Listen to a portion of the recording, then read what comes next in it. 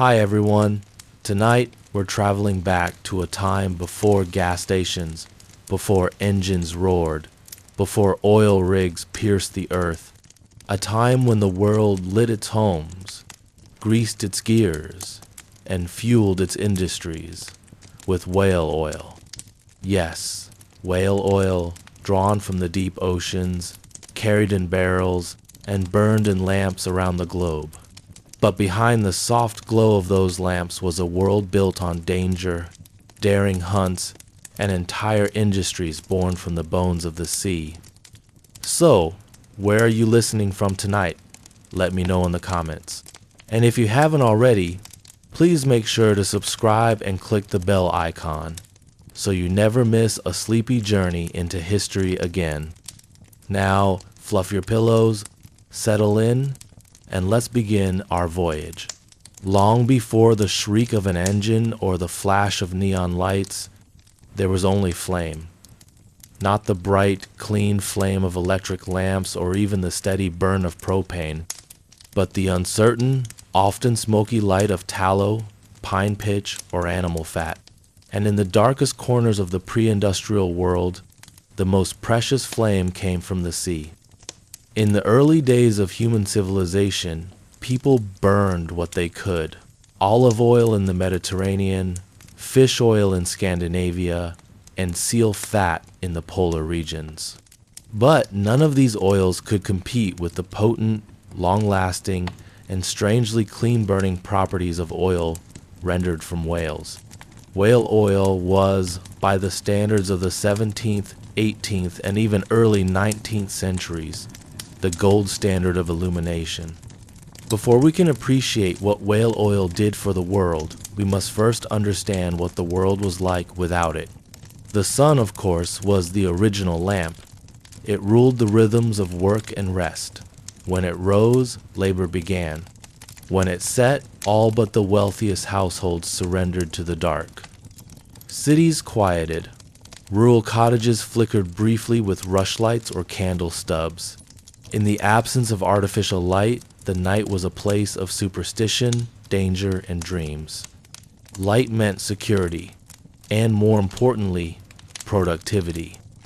Early sources of light were inefficient and expensive. Tallow candles made from animal fat produced a weak light and a foul odor. Beeswax was better, but rare and costly. Oil lamps fueled by olive oil or nuts offered some improvement, but the fuel had to be imported or harvested with difficulty. Pine torches smoked, flickered, and could easily set a thatched roof ablaze. By the late Middle Ages and into the Renaissance, Europe's growing cities demanded better. As literacy spread and people began to work beyond the daylight hours, the need for reliable, steady lighting became more than a luxury, it became a necessity. And so the search for better illumination turned toward the sea. The indigenous peoples of the Arctic had long hunted whales for their meat and fat. The Inuit rendered blubber into oil to heat their stone lamps, which burned steadily in the cold darkness of the polar night. But these were small-scale operations. The idea of harvesting whales in large numbers of creating a full-scale industry from the death of leviathans would come later. By the 16th century, Basque whalers from northern Spain began to hunt whales in earnest. Their small boats ventured into the Bay of Biscay, then further into the North Atlantic. They developed specialized tool harpoons, cutting spades, blubber hook sand most importantly, onshore tryworks, where blubber could be rendered into oil in great iron pots over open fires. These Basque whalers kept their methods secret, their hunting grounds closely guarded. But news travels fast, and by the 17th century, other European powers began to join the hunt. The Dutch, the French, and especially the British saw opportunity in the cold northern waters. The birth of the modern whaling industry, however, belongs not to Europe, but to a small group of colonists on the edge of the New World. Nantucket, a small, sandy island off the coast of Massachusetts, became the unlikely capital of the global whaling trade. In the early 18th century, its residents, many of them Quakers, turned to the sea to make a living. The land was poor, rocky, and windblown. Farming was difficult, but just offshore, the Atlantic teemed with life. Early Nantucketers hunted small whales in the shallow waters near the coast. These whales were called right whales. Because they were considered the right whale to kill, they were slow, floated after death, and had large amounts of blubber and baleen. But as these easy targets disappeared, the whalers went further. Their ships grew larger, their voyages longer. What began as coastal excursions soon became multi-year journeys to the far side of the world. By the mid-18th century, Nantucket ships were harpooning sperm whales in the Pacific, thousands of miles from home. Sperm whales were especially prized. Unlike right whales, whose blubber provided ordinary oil, sperm whales had a unique reservoir in their heads called spermacetia waxy, high-quality substance that burned with a bright, clean flame. Spermaceti candles were the best money could buy. They didn't smoke, they didn't smell, and they burned longer than any tallow candle ever could. The oil itself, whether from spermaceti or ordinary blubber, was packed in barrels and sold around the world. It fueled street lamps in London, kept the lighthouses of the New World burning, and lit the salons of Paris. It was used to lubricate delicate machinery, preserve leather, and even as a base for soap. By the late 18th century, whale oil was a cornerstone of the global economy. The ships that hunted whales employed thousands. The coopers who made the barrels, the chandlers who made the candles, the rope makers, blacksmiths, sailmakers all depended on the industry. It was dangerous work, but it was also immensely profitable. In these early years, the romance of whaling was still strong. Sailors wrote home about strange islands and vast oceans. Artists painted majestic images of whales breaching under sunset skies. But beneath the surface, the work was brutal. A typical whaling voyage lasted 3 to 5 years. Ships would depart from ports like New Bedford or Nantucket and not return until their holds were full. Life aboard was cramped, dirty, and often violent. Food was salted pork, hardtack, and weevilled biscuits. Fresh water spoiled quickly, disease was rampant, and always there was the hunt. Spotting a whale was only the beginning. Once sighted, the crew would lower small boat soap and rowboats, reel and chase the creature down. A harpooner would strike, and the whale would often sound, dragging the boat behind in what sailors called a Nantucket sleigh ride. When the whale tired, they would move in to kill it, plunging a long lance repeatedly into its side. It was bloody, terrifying work. Once dead, the whale was towed back to the ship, lashed alongside. There, the crew would begin the grisly process of cutting it apart. Blubber was hoisted aboard and fed into great iron pots called tryworks, where it was rendered into oil. The smell was overpowering. The decks became slick with gore. The heat, especially in the tropics, was unbearable. Yet the crew worked tirelessly, knowing their pay depended on how many barrels they could bring home. The environmental cost was tremendous. Whales are slow to reproduce, and the slaughter was relentless. Entire species were pushed to the brink. The North Atlantic right whale nearly disappeared. Sperm whales grew wary, changing their migration routes to avoid the hunters. But in the glow of whale oil lamps, the world seemed to shine brighter. It was a symbol of progress, of man conquering nature, of civilization pushing back the night. Even as coal and steam engines began to appear, even as gaslighting flickered in a few wealthy cities, whale oil remained supreme. It was portable, reliable, and already embedded in the global economy. This dominance would not last forever. In 1859, in a small town called Titusville, Pennsylvania, a man named Edwin Drake, drilled the first successful oil well. Petroleum thick, black, and bubbling from the earth would soon challenge whale oil in every way. But in that moment, in the decades before the gusher, the oceans were still the world's gas stations. And so, as the 19th century dawned, whalers sailed on. Through storm and ice, through war and hardship, in search of creatures older than nations, armed only with harpoons and hope. The world was lit by whale oil, and few paused to ask what it cost. The sea, in its quiet vastness, stretched endlessly into the horizon. A gray-blue plain dotted by ripples and frothy waves. Aboard the creaking hull of the modest whaling schooner Providence, life continued at its own measured, deliberate pace.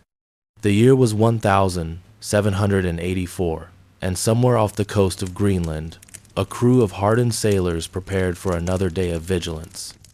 It was the second month into their voyage, and the days had begun to blur into one another, stitched together by salt air, biting winds, and the low groan of rigging pulling against wooden masts. Each morning began with the cry of the lookout posted in the crow's nest, who would stare through a crude spyglass, ever searching for the dark spout of vapor that marked a whale's breath. Below, the men of the Providence stirred from their bunks, emerging one by one from the dim quarters that smelled faintly of damp wool and tobacco. They moved quietly, their faces unreadable, their expressions softened by fatigue and the monotonous rhythm of sea life. The cook served porridge from a dented pot, ladling the warm mush into tin bowls with the indifference of someone who had performed the same task hundreds of times before. The air was thick with anticipation. Every creak of timber, every distant splash might signal the presence of their quarry. The sailors didn't speak much. The sound of the sea and the slap of canvas sails was enough to fill the morning air. They had learned over many voyages that patience was as necessary as rope or harpoon. Sometimes the whales appeared quickly. Sometimes they didn't appear at all. The ocean was indifferent to the needs of men. But on this day, the cry finally came. A shape on the horizon, a jet of mist, a low, glistening back breaking the surface of the sea.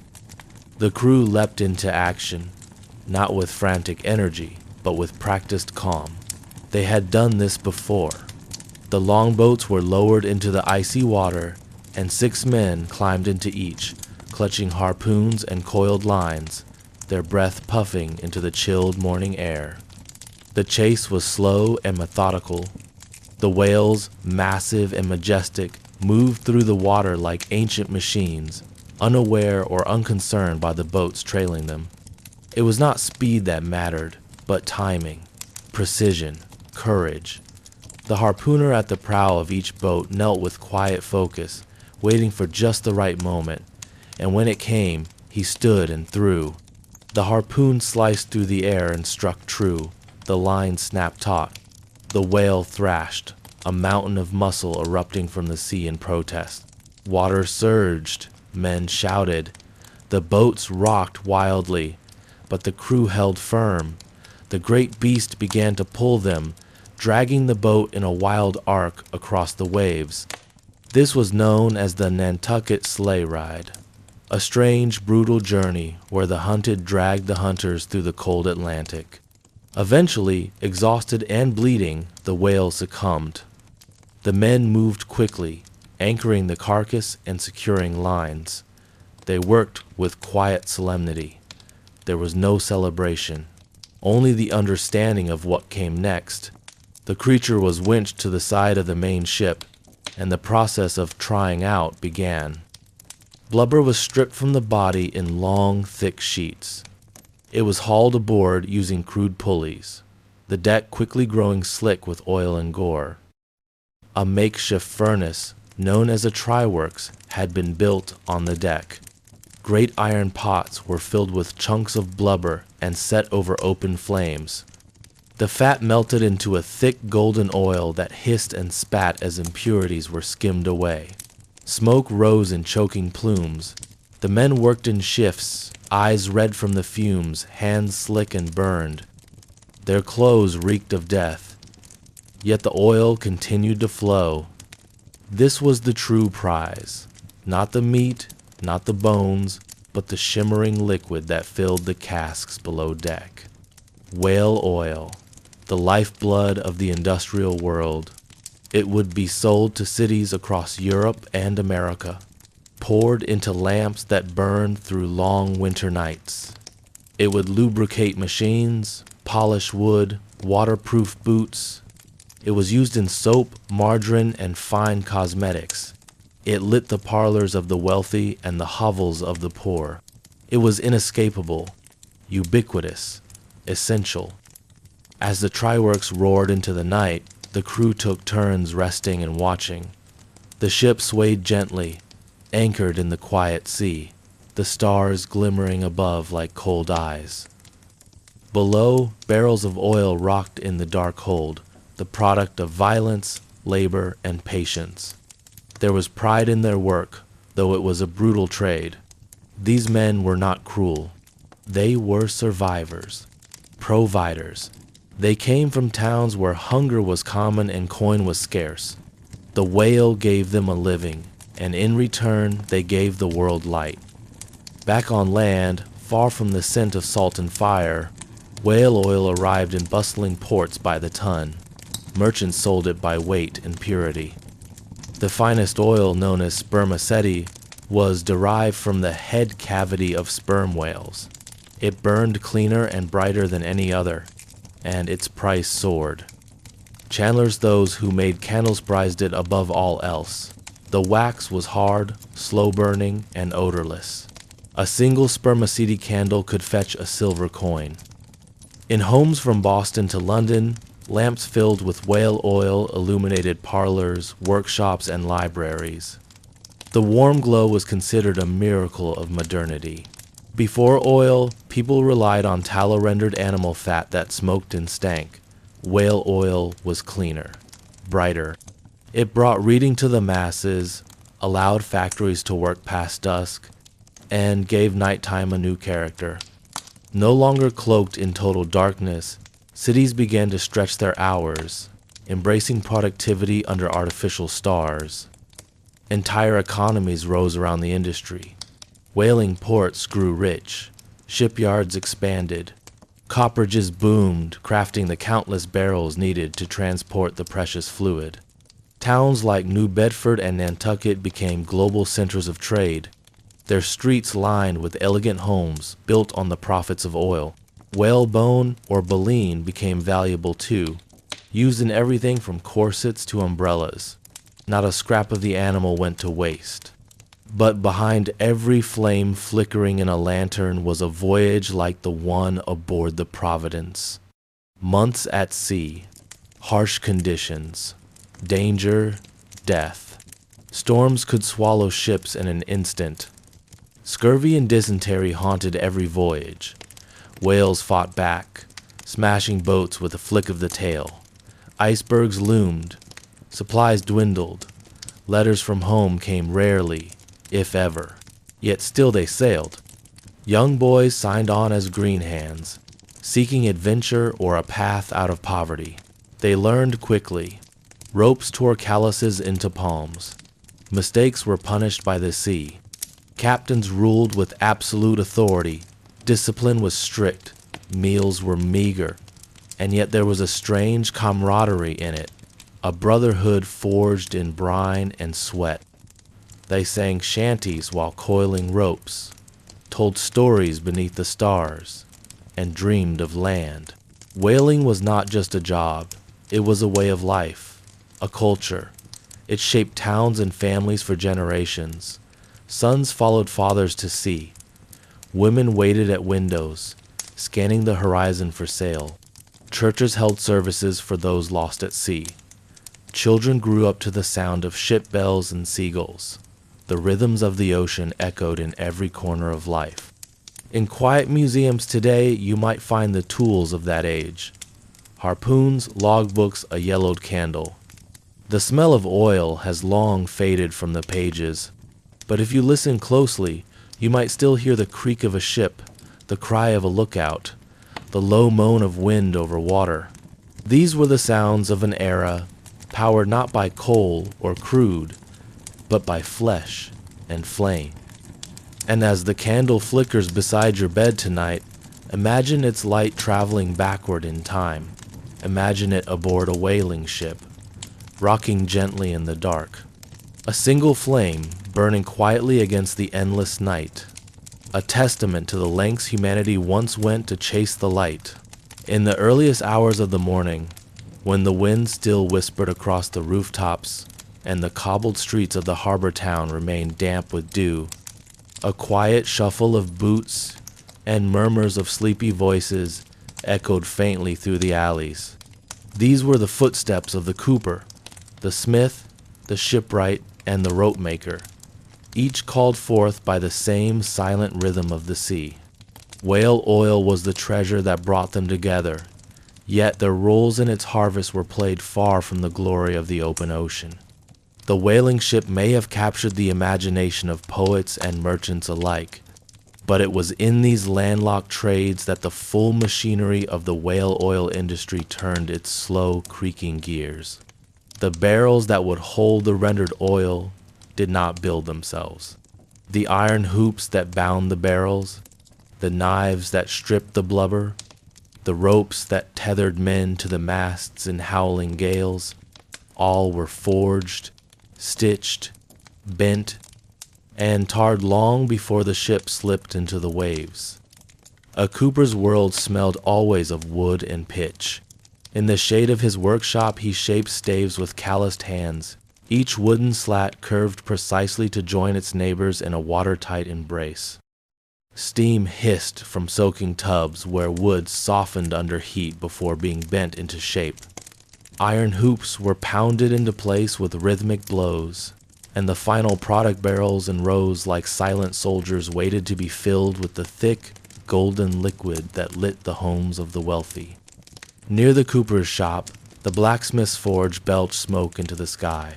The fire crackled, orange and relentless, while the smith toiled with a kind of patient fury. His anvil rang out as he shaped harpoon heads, cutting tools, and the spiked toggles that would anchor into a whale's flesh. Each tool was tested, each blade sharpened, knowing it might one day mean the difference between a full cargo and a mutiny sparked by empty holds. Sparks danced like fireflies as the smith wiped his brow and stared into the coals, pondering the distant sea he would never see.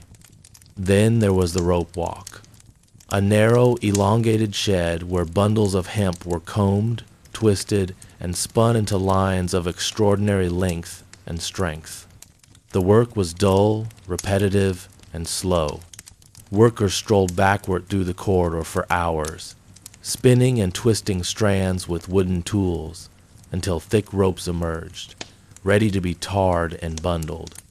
Each rope had a name and a purpose: brace lines, halyards, harpoon lines, and drag rope saw to be called into action when the sea turned violent and the hunt became a race against life itself. The tannery nearby reeked with the sour sting of lime and hides. Whalers' boots, gloves, and aprons were cut from the hides of oxen and cured in vats of pungent liquid.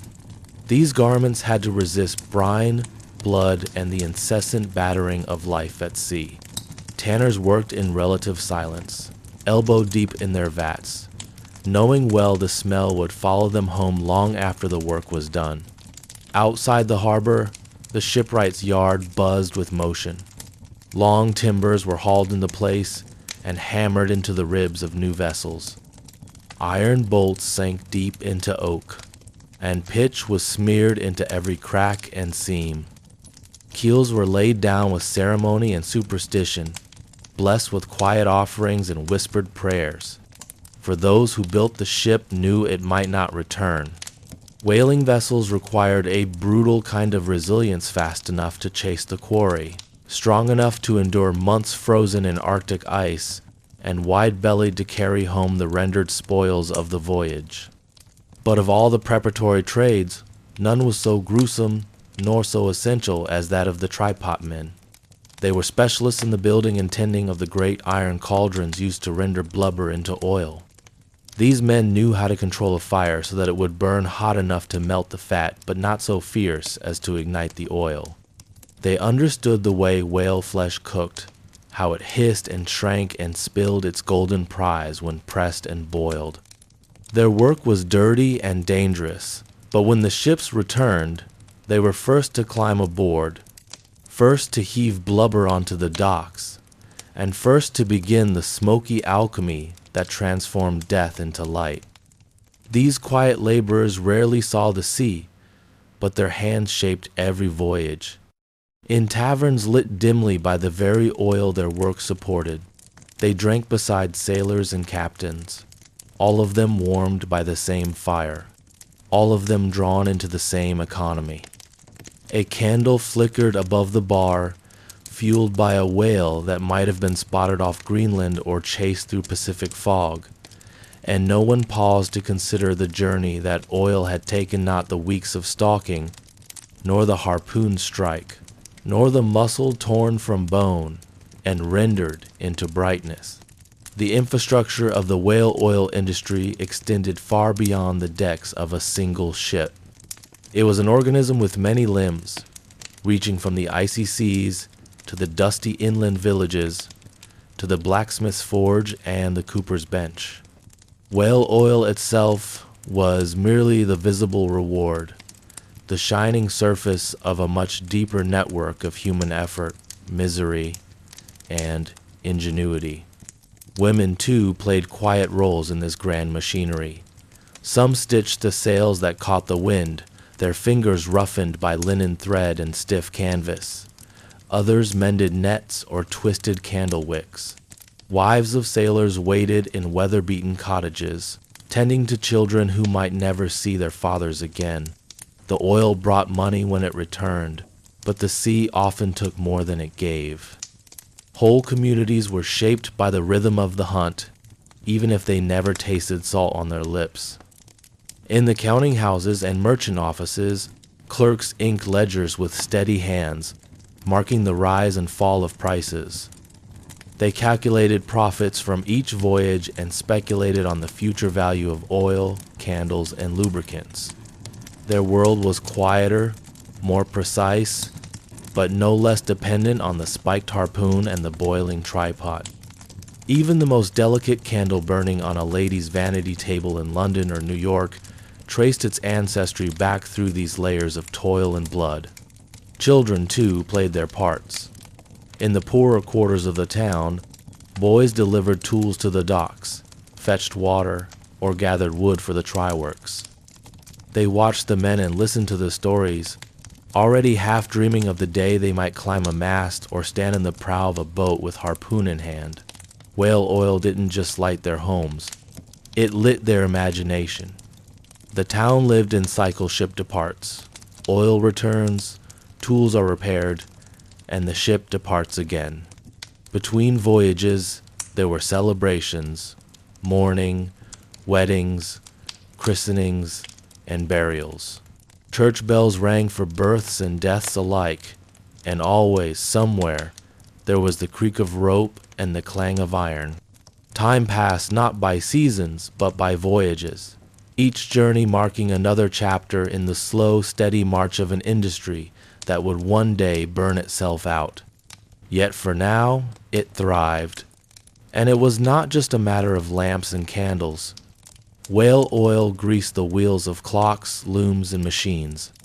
It softened leather, polished furniture, and preserved metal. Its reach extended into factories, farms, kitchens, and salons. It powered the world before petroleum, and behind every drop of it was a human hand, often invisible, often forgotten, but always essential. In the quiet hours of the night, long after the forge had gone cold and the tripod stood empty, the wind would still carry the faint scent of pitch, oil, and salt. It was the smell of an era, of a world that burned with the light of something both magnificent and monstrous. And in that glow, flickering against stone walls and weathered wood, one could almost hear the heartbeat of the town that built its life around the death of giants. The air was thick with an oily fog. It clung to every surface, soaked into every garment, and danced slowly above the tryworks, those great brick furnaces built into the decks of whaling ships. Here, amid the creaking sway of timber and the soft murmuring breath of distant waves, the transformation began. A whale giant, majestic, now still had become more than beast. It had become purpose. Boiling the blubber was not merely a task. It was a ritual, almost sacred in its methodical repetition. Each man knew his role, practiced with muscle memory and the resignation of experience. For the voyage to be profitable, the entire process grisly, hot, and enduring had to be executed with precision. This was no place for clumsiness. The tryworks, nestled midship, were fed by firewood at first and then by scraps of blubber itself. Once the fire roared, it roared for days. Earlier, the flensing had taken place. That was the act of removing the blubber, slice by thick slice, using long-handled knives and curved spades. The men stood in boots, slick with blood and brine, cutting away giant slabs of the fatty layer that insulated the whale's body. These slabs were then cut into smaller pieces, horse pieces. They were called manageable enough to fit into the boiling pots. Those pots were cast iron, enormous and blackened by years of use. They sat atop the tryworks like ancient cauldrons, and into them the men carefully lowered the horse pieces, which sizzled and spat as the oil began to melt from the meat. There was heat, so much heat that the air shimmered like a mirage, and the very deck seemed to breathe. As the blubber boiled, a thick, acrid stench filled the ship. It was the smell of fat and fire, of death made useful. The stench embedded itself into skin, hair, clothes, very fiber of every man. Sailors would joke that even after returning home, a man could be smelled before he was seen. But there was beauty, too, in the process, in the shimmer of the oil as it separated and floated to the top, in the careful ladling and skimming, in the way waste was burned to fuel the next batch, creating a cycle of consumption and production that wasted nothing. A dead whale could give oil, meat, bone, baleen, even its very heat. The process was constant. The tryworks burned day and night. Men took shifts, some feeding the fire, others stirring the pot, and still others skimming off the frothy residue. The oil, once purified, was poured into wooden casks that waited open-mouthed and dry, bound by iron hoops and shaped by coopers who knew exactly how to seal in such wealth. Barrel after barrel filled the lower decks of the ship, stacking up like golden coffers. Each was labeled by quality clean oil, dark oil, spermacetium stored with care. For the success of the voyage was measured not in whales taken, but in barrels returned. Sometimes the fires of the tryworks caught the wind the wrong way, or the deck shifted too fast beneath a heavy load, and danger was suddenly everywhere. Flames licked too high, oil spilled and ignited. Accidents were rare, but feared. A burning ship was not a slow death. It was fast and final. The men were careful. They had to be. The boiling pots were living things, hissing, groaning, bubbling beasts that needed feeding and watching. It was easy to get burned, easy to trip, easy to forget in the fatigue of constant work how close danger lurked. But over time, the process took on rhythm. One pot after another, one cask after the next. The ship's hold filled, and the men grew quieter, more introspective. They could measure the progress of their journey not in days or miles, but in barrels. And when a whale had been fully rendered, When the last piece of blubber had sizzled down to nothing and the final cask had been sealed, there was a moment of quiet. The try-works cooled, the fires died to embers. The deck was washed, though never fully clean, and the men sat on overturned barrels, rubbing soot from their eyes and oil from their hands. They passed water skins and stale biscuits, spoke little, and watched the horizon. Some stared into the dying fire, hypnotized by the flickering memory of the hunt. Others leaned back, staring at the stars, wondering perhaps how many more whales it would take before they could go home. Below the ship, the ocean carried away what remained of the great beast. The bones, stripped and floating, sank slowly into the deep, and with it, the last of its strength gave way to silence. On shore, thousands of miles away, in cities and towns, people would never know the true story of the oil they used. They would light their lamps and read by soft, warm glow. They would sew by midnight. They would polish shoes. They would paint, cook, build. Whale oil made those things possible. But out at sea where the oil was born, the story was one of toil, of heat, of hands burned and backs bent, of the hiss of blubber turning to wealth, one steaming pot at a time. And so the ship rocked in the night. The barrels clinked softly in the hold, and above, under a curtain of stars, the men fell into dreams, some of home, some of gold, some of whales not yet seen. The sea, ever patient, waited for the next chapter, before the rumble of engines, before electric wires stitched cities together, before paraffin, kerosene, and incandescent bulbs there was the flicker of flame fed by the sea. Whale oil, that golden nectar of industry and empire, found its way into nearly every home, business, and street. From dim coastal cottages to the glittering parlors of European aristocracy, it burned, steady, clean, bright. It was the oil that warmed the hands of letter writers and seamstresses, of night watchmen and widows with insomnia. It bathed journals in a soft amber glow and made it possible for factories to stay open past sunset. It was, quite literally, the fuel of progress.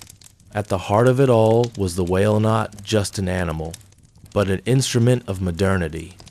Its oil, drawn from boiling cauldrons on distant ships, traveled thousands of miles in sturdy barrels.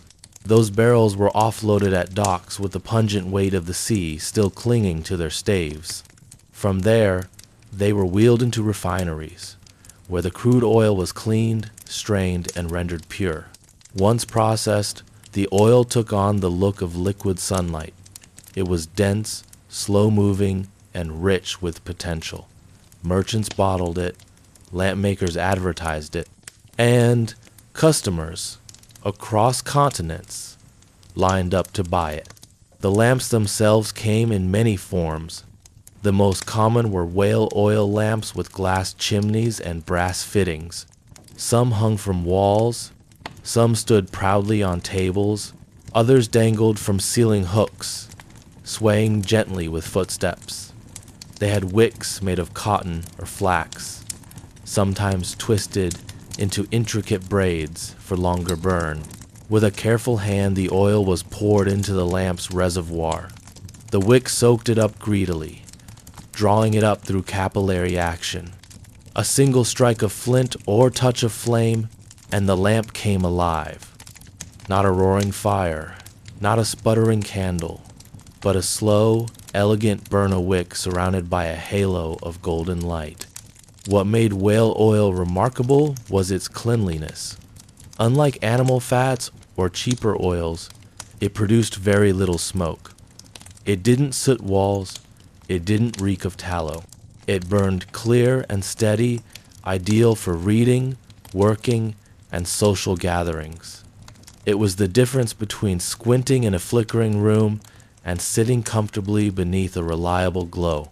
In city streets, whale oil fed massive lanterns hoisted high on posts. These street lamps turned shadowy avenues into safer, more civilized places. Merchants stayed open later. Theatergoers walked home with confidence. Children dared to play outside just a little longer. Cities like Boston, London, and Paris owed part of their nighttime evolution to the flicker of whales. Inside the home, it was even more personal. Imagine a quiet sitting room. The fire in the hearth has died to coals, but a whale oil lamp on the mantel burns steady, casting a golden puddle across the floor. An old woman knits. Her husband, spectacles perched on his nose, reads the daily paper. Outside, wind rattles the windows. But inside, there is peace and light. Whale oil was also used in lighthouses. Great Fresnel lenses, gleaming like crystal sentinels, amplified the flame of whale oil to pierce miles into the sea. These beacons guided ships safely to harbor. They prevented shipwrecks. They saved lives. And at their core was a light, burning with the fat of a creature once swimming freely beneath the waves. In factories, whale oil lubricated the moving parts of machines' gears, spindles, and chains. It was slippery and stable, resisting breakdown even under heat and pressure. Clocks ticked more smoothly. Looms moved faster. Even the first trains, those iron dragons of the early industrial age, used whale oil in their bearings. The cosmetics industry, too, found value in the sea. Spermaceti, a waxy substance found in the head cavity of sperm whales, was prized for making fine candles and high-end creams. Women dabbed it on their faces. It softened leather. It polished furniture. Even pocket watches ticked in tiny cradles of whale-derived oil. It's easy now to forget just how deeply whale oil saturated everyday life. But it was everywhere. It lit churches and ship cabins. It brightened courtrooms and sickbeds. The wealth of nations' economic and literal burned on the backs of leviathans. And yet, there was an elegance to it all.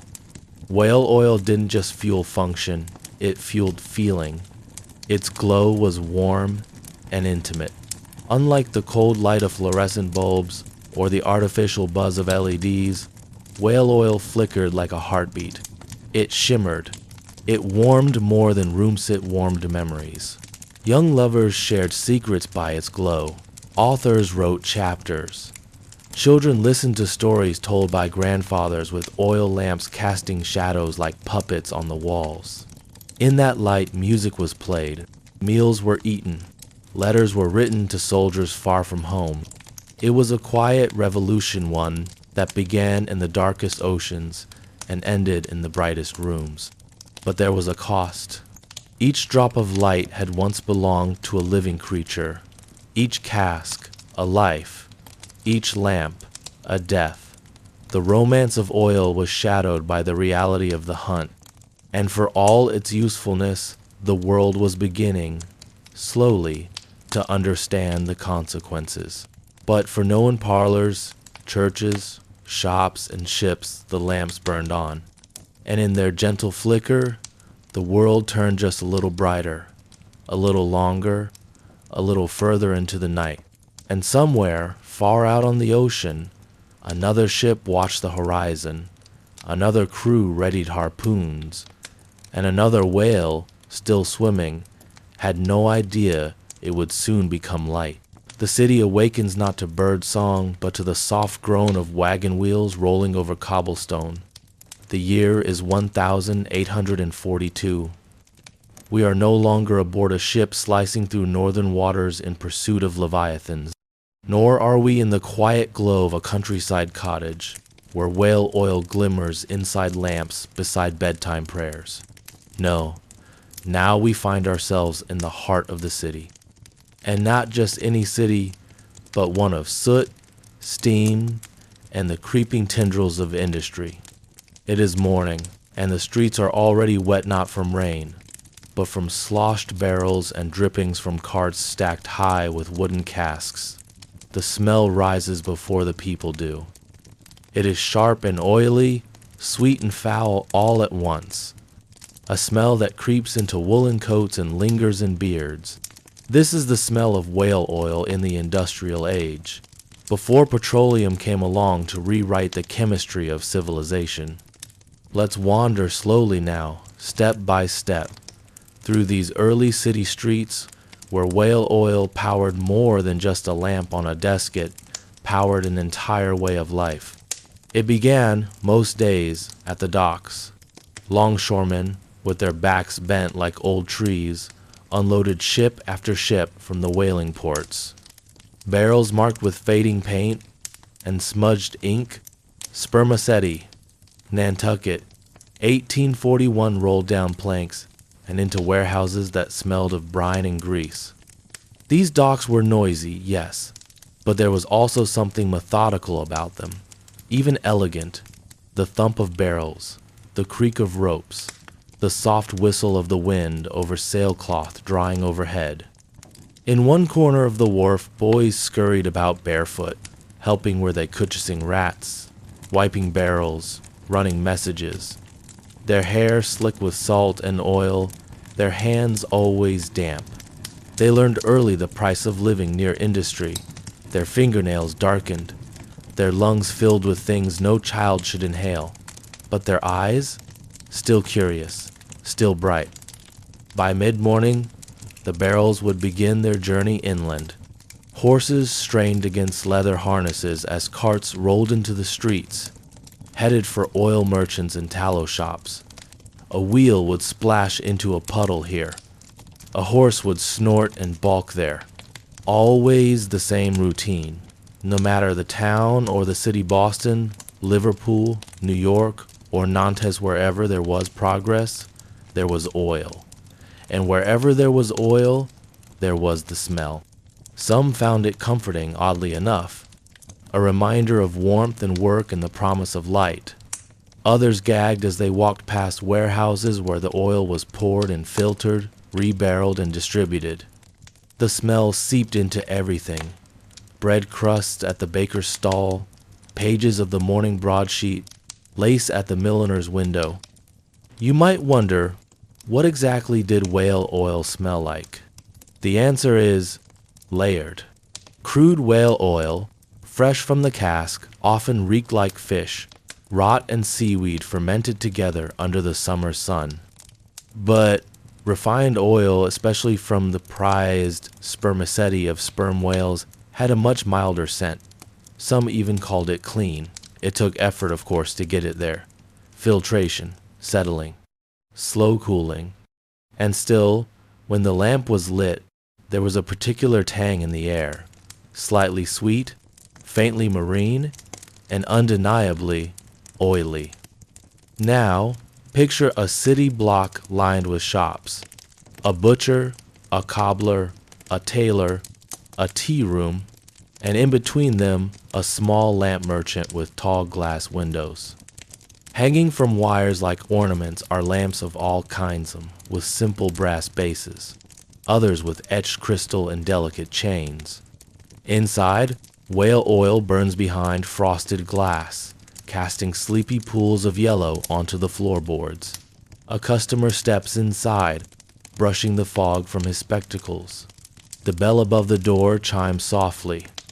A clerk with ink-stained cuffs nods and begins his well-rehearsed pitch. He doesn't talk of whales, not directly. He talks of purity, of long burn times, of smokeless flames. He does not mention the 90-foot giants that had to die for this light to exist. Few merchants did. The whale was invisible in the sales room. Only the light mattered, the glow, the comfort, the luxury. Outside, across the street, a factory exhales smoke into the cold afternoon sky. Inside that building, whale oil is being used not for lamps but for lubrication. Yes, another, quieter use of the oil. Gears, bearings, belts, all those metal parts, newly forged in the fire of the Industrial Revolution, needed to glide against each other smoothly. Whale oil, it turned out, was excellent at preventing metal-on-metal wear, especially the high-quality spermaceti oil, which did not freeze easily and remained slick even under heavy loads. In textile mills and printing presses, in early locomotive engines, whale oil was there, a silent helper, greasing the wheels of progress, literally. Let us pause now and breathe in the air. Yes, it stings the nostrils. Yes, it clings to your coat, but it is also history, tangible, olfactory. You could smell the rise of modernity before you saw it. In tenement buildings nearby, oil lamps sputtered in cramped rooms. A widow lit hers by the hearth, her fingers trembling from the chill. The flame hissed for a moment, then steadied. Her children sat on the floor, reading the same storybook they'd read 3 nights in a row. Pages wrinkled, corners torn, but under that whale oil light, it was enough. The words still shimmered. The magic still flickered. Now walk with me further, deeper into the alleys, past the grand avenues and into the parts of the city where cobblestones turned to mud and lamps grew fewer. Here the oil was stretched thin, mixed with cheaper fats, burned in rusted holders. The light was dimmer, the smell stronger. But even here, whale oil gave people the means to carve out a bit of time after dark, to sew, to mend, to hope. Back in the wealthier districts, ornate chandeliers dangled from parlor ceilings. Hosts served tea beneath flickering whale oil flames, their guests commenting on the clarity of the light, the lack of smoke. No one spoke of blubber or barrels or the cold spray of Arctic waters. The journey of the oil from whale to lamp was invisible, erased by distance and polish. And yet, it was everywhere. It powered street lamps in growing cities. It lubricated machines in humming factories. It lit the homes of poets and paupers alike. It was, for a time, the fuel of civilization, and its scent was as much a part of urban life as the tolling of a clock tower or the call of a street vendor. Eventually, of course, things would change. New fuels would emerge, kerosene, gas, electricity, but that's not yet our story. For now, in this quiet chapter, we remain in the city of whale oil, the city of smells, the city of progress and contradiction. Let the lamp burn low, let the street noise fade, let the smell of history wrap around you like an old coat. You are safe, you are warm, and somewhere down the lane, another lamp is lit. The sea was always waiting. It stretched out endlessly, a shivering mirror of sky and water.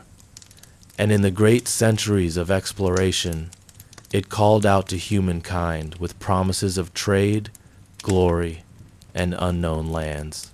But for all the boldness of those who answer the oceans call Vikings, merchants, navigators, and kings, there was one quiet, flickering necessity they could not sail without: light.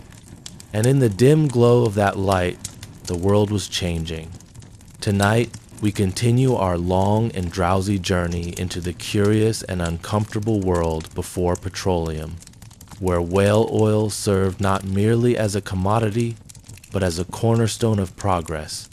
In this chapter, we drift into the fog-covered centuries of exploration from the 15th to the 18th century, where the hunger for discovery, conquest, and trade collided with the growing dependence on one peculiar form of fuel, the oil rendered from the deep-sea giants.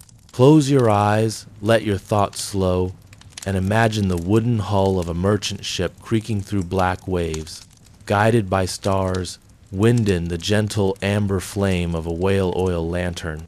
In the 1400s, the world was opening up like never before. The age of exploration was not born from curiosity alone, it was forged from necessity. Europe was growing crowded, hungry, ambitious, The silk and spice routes to the east had become treacherous, taxed, or severed entirely. Thus, explorers and seafaring nations sought alternate paths westward, southward, anywhere that promised wealth beyond the reach of their rivals. Ships became the chariots of empires. Caravels, galleons, and merchant barks cut through the world's oceans, their sails fat with wind, their holds stuffed with gunpowder, maps, livestock, and salted meat. And in the heart of these floating fortresses, darkness. Despite their command of the seas, explorers were prisoners of the night. Lanterns were essential, yet not just any oil would suffice. Fish oil and tallow smoked and stank. They sputtered. They invited illness in the damp wooden chambers below deck. Whale oil, by contrast, burned longer, cleaner, and more reliably. Thus, the whaling industry did not grow merely for the land it flourished at sea. Imagine now the interior of a ship in 1520. It is Portuguese. It's sailing around the Horn of Africa, bound for the riches of India. Below deck, it is black as pitch, save for a small lantern affixed to a wooden beam. The lantern is fed with whale oil carried in small clay jars. The sailor nearby stares at his map, yellowed and damp, calculating longitude by dead reckoning, compass, and hope. The oil's glow is golden, steady. It lets him trace the coastline by candlelight delicate work that might spell life or shipwreck. On land, too, whale oil's rise was becoming apparent. By the 1600s, the Dutch Republic had emerged as a maritime superpower. Amsterdam was flush with merchant wealth. Canals sparkled with commerce.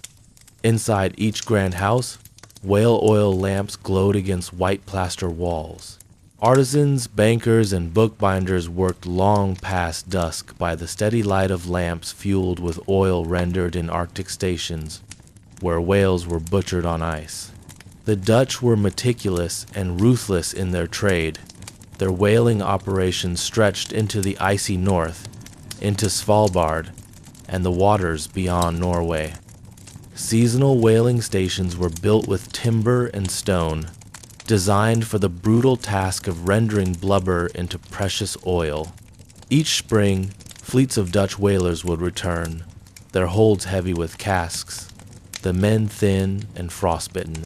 Back home, the oil would fill warehouses and barrels. Some would be used domestically, lighting the streets and homes of Holland. The rest would be sold to England, France, and further abroad. Whale oil became a currency of lighted trade, good as essential as iron or wood. It was the fuel of the Renaissance. And the Renaissance, for all its beauty and art, was greedy for fuel. In the candlelit libraries of Oxford and Salamanca, whale oil made it possible to read after dusk. Scribes copied manuscripts by its light.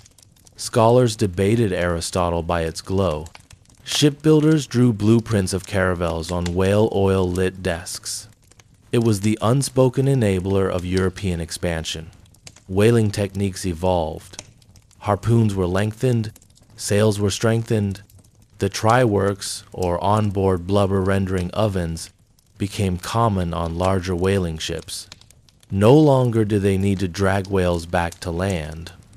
They could now butcher and boil at sea, maximizing efficiency and cruelty. The stench was unbearable. Imagine a try-works on the deck of a Dutch whaler in 1680. The whale is lashed to the side of the ship. Its eye, glassy and gray, stares blankly at the open sky. The men, slick with oil and sweat, carve the flesh like butchers. Strips of blubber are hoisted aboard and fed into great cast-iron cauldrons. The fat melts into a boiling stew. Smoke belches into the wind. The fire below is stoked with whalebone and scraps. The process is loud, noxious, and unrelenting.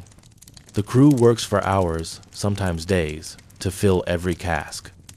Why go through such horrors?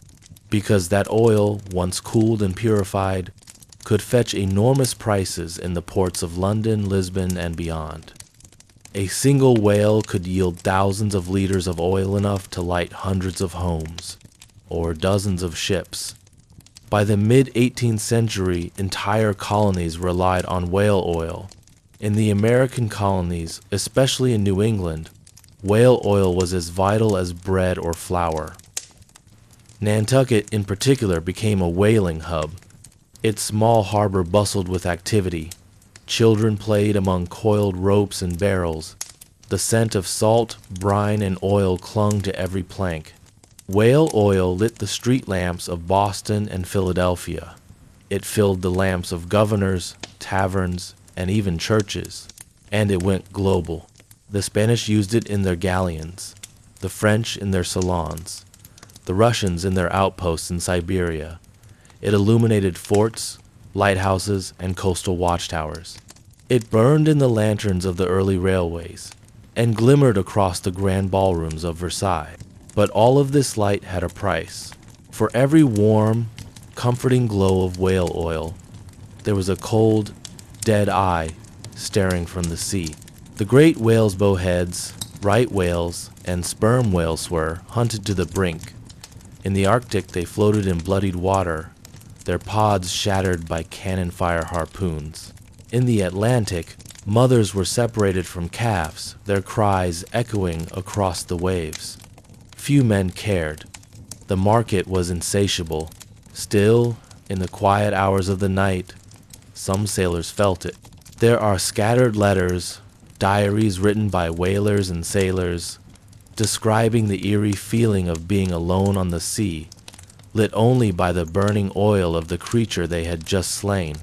The light flickered with irony. It was as if the whale's spirit remained silent, flickering, undeniable. By the late 1700s, the world was drenched in whale oil. It was in the paint used for ships. It was used to soften leather, lubricate machinery, and light theaters, inns, and post offices. Some even used it in medicine, in soap, and for waterproofing cloaks and boots. But the peak was near. The very demand that had made whaling a global empire would also become its undoing.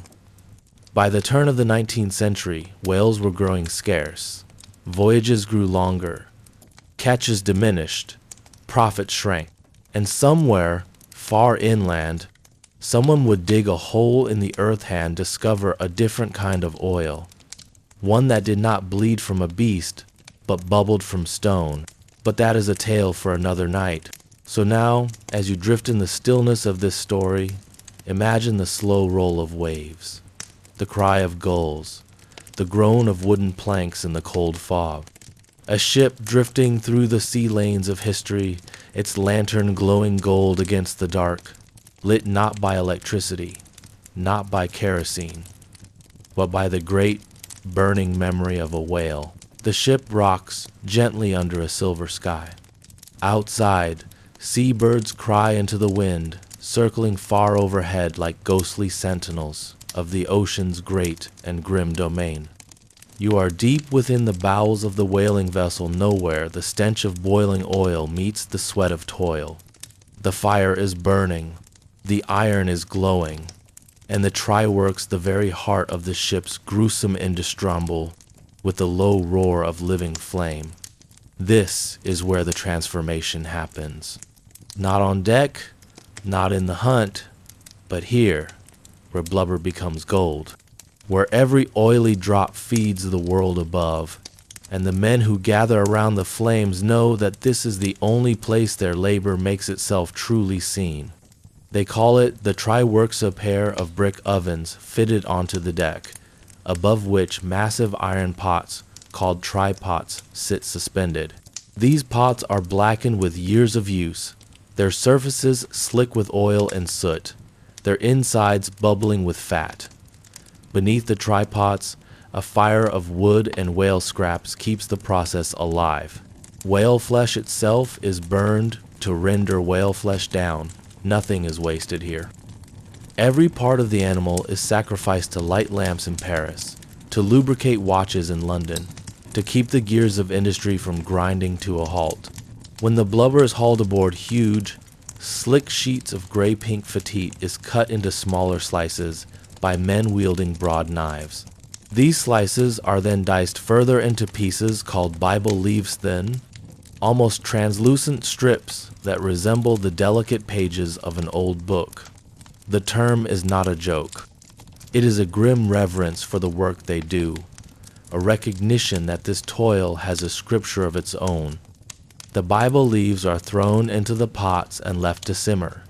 The odor is heavy and inescapable. It clings to skin, hair, and clothing. Even long after a voyage ends, wives on shore say they can smell it in their husband's breath, their skin, the very seams of their shirts.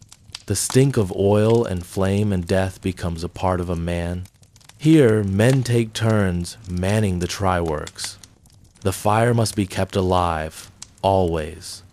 The ship's timbers creak beneath the heat, its danger unthinkably so. A sudden swell, a careless stumble, and boiling oil might splash out, turning skin to char in an instant. The fire, once lit, is never fully safe. Flames licking up too high can catch the sails, the deck, the ropes. More than one whaling ship has been lost not to storm or whale, but to fire born of their own industry. And so they work with caution, but also with practiced speed. There's pride here, strange as it seems. Try-pots are the lifeblood of the ship. The men assigned to this role call themselves try-men, and their work is respected. To operate the pots is to manage the final stage, to complete the long and brutal task that began far out in the waves with harpoons and blood. They stir the pots with long-handled paddles, they skim off impurities, they ladle the rendered oil into cooling tanks, barrels are readied, staves hammered into shape, iron hoops heated and pounded down. Barrels are everything. A full barrel of spermaceti, the purest form of whale oil, can fetch a price that feeds a sailor's family for months. Hundreds of barrels may fill a single hold, the whole cargo bay becoming a floating reservoir of amber gold light. But not all oil is created equal. The oil from sperm whales is the most coveted, especially from the head cavity, a waxy substance that can be refined into candles of extraordinary brightness and clean burn. Next is oil from right whales and bowheads, still valuable, but less so. Each species, each part of the body has its own value, and the men know it. Some can tell the difference by smell alone. Others simply judge by the yield, the bubbling golden river that flows from pot to barrel. The tools of their trade are ancient in feel but honed by necessity. The cutting spadia, long, flat-bladed tool used to carve blubberous, not so different from a butcher's cleaver, but twice as long and 5 times as deadly. There are boarding knives, used to sever the strips of flesh from the whale's frame. There are gaff hooks for lifting pieces aboard, blubber forks to manipulate the heavy cuts, and of course, there are baler's long-handled buckets for ladling oil from pot to barrel. Each tool has its rhythm, its danger, its unwritten rules. A careless moment with a spade can slice a man to the bone. A misplaced gaff hook can skewer foot or calf. Accidents are common. Bandages are crude. Infection is feared more than blood loss. A cut today might mean death tomorrow. At night, the try-works burn like a floating forge, casting an orange glow on the ocean around. Other ships in the dark can see it for miles, a sign that a crew is reaping the fruits of their brutal hunt. The flames flicker, and the black smoke rises into the cold sky. There is a strange poetry to it, for those who have grown used to the rhythm. Fire on water, oil from flesh, light from death. Yet few among the crew sleep well when the try-works are active. The smell invades dreams. The sound of bubbling fat mixes with the creak of the mast and the groan of timbers. Some men say the ship talks to them then, whispering in the flames. Others claim they hear the whales themselves, crying out from the deep, their souls flickering in the fire. The superstition is never far from the surface. The work is so unnatural, so full of danger and contradiction, that even the most rational of sailors allow a little fear to creep in. One man lost his hand to boiling oil and swore he saw the shape of a whale in the flames the night before. Another, feverish with infection, claimed that every bubble that popped in the try-pot was the last breath of a ghost. Still, they labor on, because this oil will light cities. It will turn darkness into day in homes and halls across the world.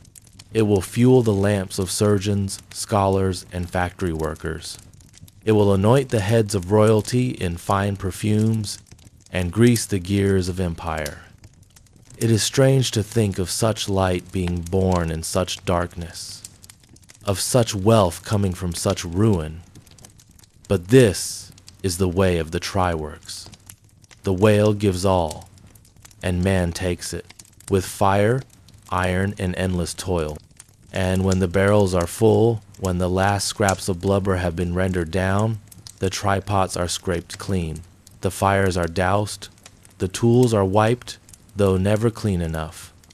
And the men retreat below deck, their faces shiny with oil, their hands burned and blistered, their nostrils filled with a smell that will never quite fade. Above them, the ship sails on, heavy now with its cargo. Beneath them, the ocean stretches endless, indifferent, eternal. And ahead waits another whale, another kill, another fire. The merchant class of the 18th and 19th centuries operated not by wind and sail, but by balance sheets and credit lines. They wore not thick coats of oilskin, but neat waistcoats, dusted with flour from counting papers and soot from factory fires. They were the invisible hands that turned whale oil from slaughtered creature into currency. A typical whale oil merchant might live near the port, his home an unassuming but sturdy building nestled between warehouses and taverns. From his upstairs window, he could see the sails coming in gray from months at sea, the rigging ragged, the crew hollow-eyed. But in those battered ships came barrels of fortune. The ledgers began with names, the ships, the captains, the harpooners. Then the tallies. How many whales, what species, how much oil, how many casks, how many candles to be rendered, how many gallons of spermaceti, the finest of the fine, and then the calculations. Whale oil wasn't just sold, it was graded, tested, stored, aged even. Like fine wine, the best oil fetched premium prices in London, Boston, New York, and Amsterdam. The merchant, sitting in the glow of a single oil lamp, would calculate his margins. 50 barrels at 12 pounds sterling each. Transportation costs, tariffs, wages for the cooper, the lamplight, the night watchman. It was a meticulous affair, almost quiet, a far cry from the chaos of the hunt. But for all its silence, this part of the whale oil story held enormous power. In London's counting houses, oil futures were speculated upon. Men bought and sold cargo that had not yet returned, sometimes never would. They took risks with ink that others paid for in blood. A sunken ship in the Arctic could bring ruiner riches, depending on how a clever merchant played the market. But it wasn't all cold profit. Some merchants had been sailors once. They knew the smell of the blubber deck, the ache of a frostbitten hand. And so they offered insurance to captains they trusted, or quietly sent money to a widow left behind by a storm. Still, many saw only numbers. As oil became more valuable, corners were cut. Ships were pushed to stay out longer. Crews were paid less. Candles were stretched with inferior fats to maximize profit. And when the complaints came in of smoky lamps, poor light, illnesses from the fumes, the merchant simply opened another account and moved on. In towns like New Bedford, Nantucket, and Hull, whale oil made fortunes. Families who had never left shore became barons of industry. Whale oil paid for church steeples, university wings, art collections, and opera houses. The merchant ledger was not just ink on paper, it was a roadmap to wealth and legacy. But it wasn't without peril. Markets fluctuated. One year's bounty could be another year's burden. If too many ships returned at once, prices dropped. If war broke out, say, with Napoleon's France ports closed and cargo sat useless, a glut of whale oil in 1821 saw prices fall so low that some merchants burned oil to keep warehouses warm. A cruel irony to burn profit simply because it had no buyer. And then there were the moral murmurings, soft at first, then louder. As the 19th century progressed, voices began to question the ethics of the hunt, the cruelty, the waste, the extinction risk. But merchants, for the most part, kept their eyes on the columns. They had families to feed, legacies to maintain. Still, a few took notice. They diversified. They invested in gaslight. Some even backed early petroleum drilling, hedging their bets against the winds of change. One must imagine the quiet dismay of a whale oil merchant sitting at his desk in 1859, reading the headlines from Titusville, Pennsylvania. Oil from the earth, they said. Black gold flowing from the ground. No need for harpoons. No need for ships braving Antarctic storms. Just a hole in the soil and a pump. The merchant dipped his pen, recorded the date, and began making calls. The age of whale oil was ending, and those who wished to survive had to adapt. But for now, in this chapter of our long, sleepy tale, we find ourselves still in the golden glow of oil lamps, still surrounded by barrels and bookkeeping, still in the thick of an empire built not on conquest, but combustion, built by men who saw whales not as creatures of wonder, but units of value. And so, as the merchant closes his ledger for the night, blows out his lamp, and climbs the creaking stairs to his modest bedroom, he dreams not of whales or oceans, but of numbers, stable markets, new contracts, better margins. And the world continues to turn, lit by the light of 1,000 creatures long gone. The morning begins with a hush that rests like dew upon the cobbled streets of a town just waking. Outside the candleworks, wooden shutters creak open, one by one, revealing narrow windows smudged by time and waxy fingerprints. Inside, the air is thick not with the sting of cold, but with the mild warmth of cooling tallow, pressed wax, and the lingering perfume of whale oil. A bell rings softly, not from a clock tower, but from the wrist of the factory keeper, as he opens the great side doors of the workshop. The hinges complain in slow, groaning arcs as the morning sun spills onto the worn stone floor. Dust motes rise, suspended in golden columns, like spirits of the trade. And now, the candle workers arrive. Some are boys barely past their 10th year. Others are men with aprons stiff from years of wax and soot. There are women, too, their hair tied back, sleeves rolled high, hands calloused. It is a silent army, united by the rhythm of oil turned light, of raw product molded into the humble pillar of civilization, the candle. They do not speak much in the early hours. Only the sounds of work greet the walls. The dipping of wicks, the creak of wooden frames, the soft slosh of melted fat. From the storage barrels, whale oil is decanted slowly, carefully, for spills are waste, and waste is unforgivable. This factory makes 2 types of candles, ordinary tallow for the poor and spermaceti for the wealthy. The former are thick, soft, and yellowed. They bend if left in the sun too long.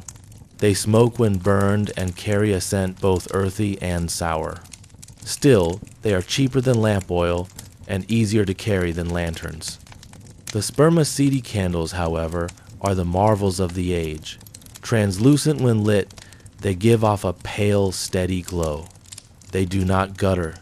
They do not drip. Their fragrance is faintly sweet, almost floral. These candles are reserved for parlors, salons, and drawing rooms. The kinds of places where men discuss ideas while the flame dances between porcelain teacups and polished wood. But here in the candleworks, every candle begins the same way. In one corner, the tallow boiler is already steaming. It is a great black cauldron, nestled in a brick hearth, fed by coal and fanned by hand bellows. Whale oil is added gradually, poured from small copper jugs into the hissing vat. The scent is sharp animal, salty, with a tang of metal and sea. In the other corner, the wax room is quieter. Here, spermaceti is handled with reverence. It arrives as pearly blocks, firm and opaque. Workers chip at the bricks with small picks, their hands quick but gentle. The chips are melted in shallow pans, stirred with wooden paddles, then strained through muslin to remove grit and bone fragments. Meanwhile, the wick boys begin their task. Wicks are spun from cotton, not too tightly, not too loose. Too tight, and the flame smothers. Too loose, and it flickers wildly. The boys stretch the threads across long frames, tying them at intervals, trimming their ends with small blades. The factory master walks among them, tapping his stick softly on the stone to remind them to keep their posture straight. Once the wicks are set, the dipping begins. A boy takes a row of hanging wicks and lowers them into a vat of warm tallow. Slowly, steadily, he lifts them out. The first layer is barely visible, a ghost of a coat. He hangs them again, waits for them to cool, and dips once more. Dip after dip, the candles grow. Each layer must cool before the next. Too fast and the wax will crack. Too thick and it will droop. The rhythm is hypnotic. Dip, wait, hang. Dip, wait, hang. A candle may be dipped 20, 30 times before it is ready. In another room, molds are filled.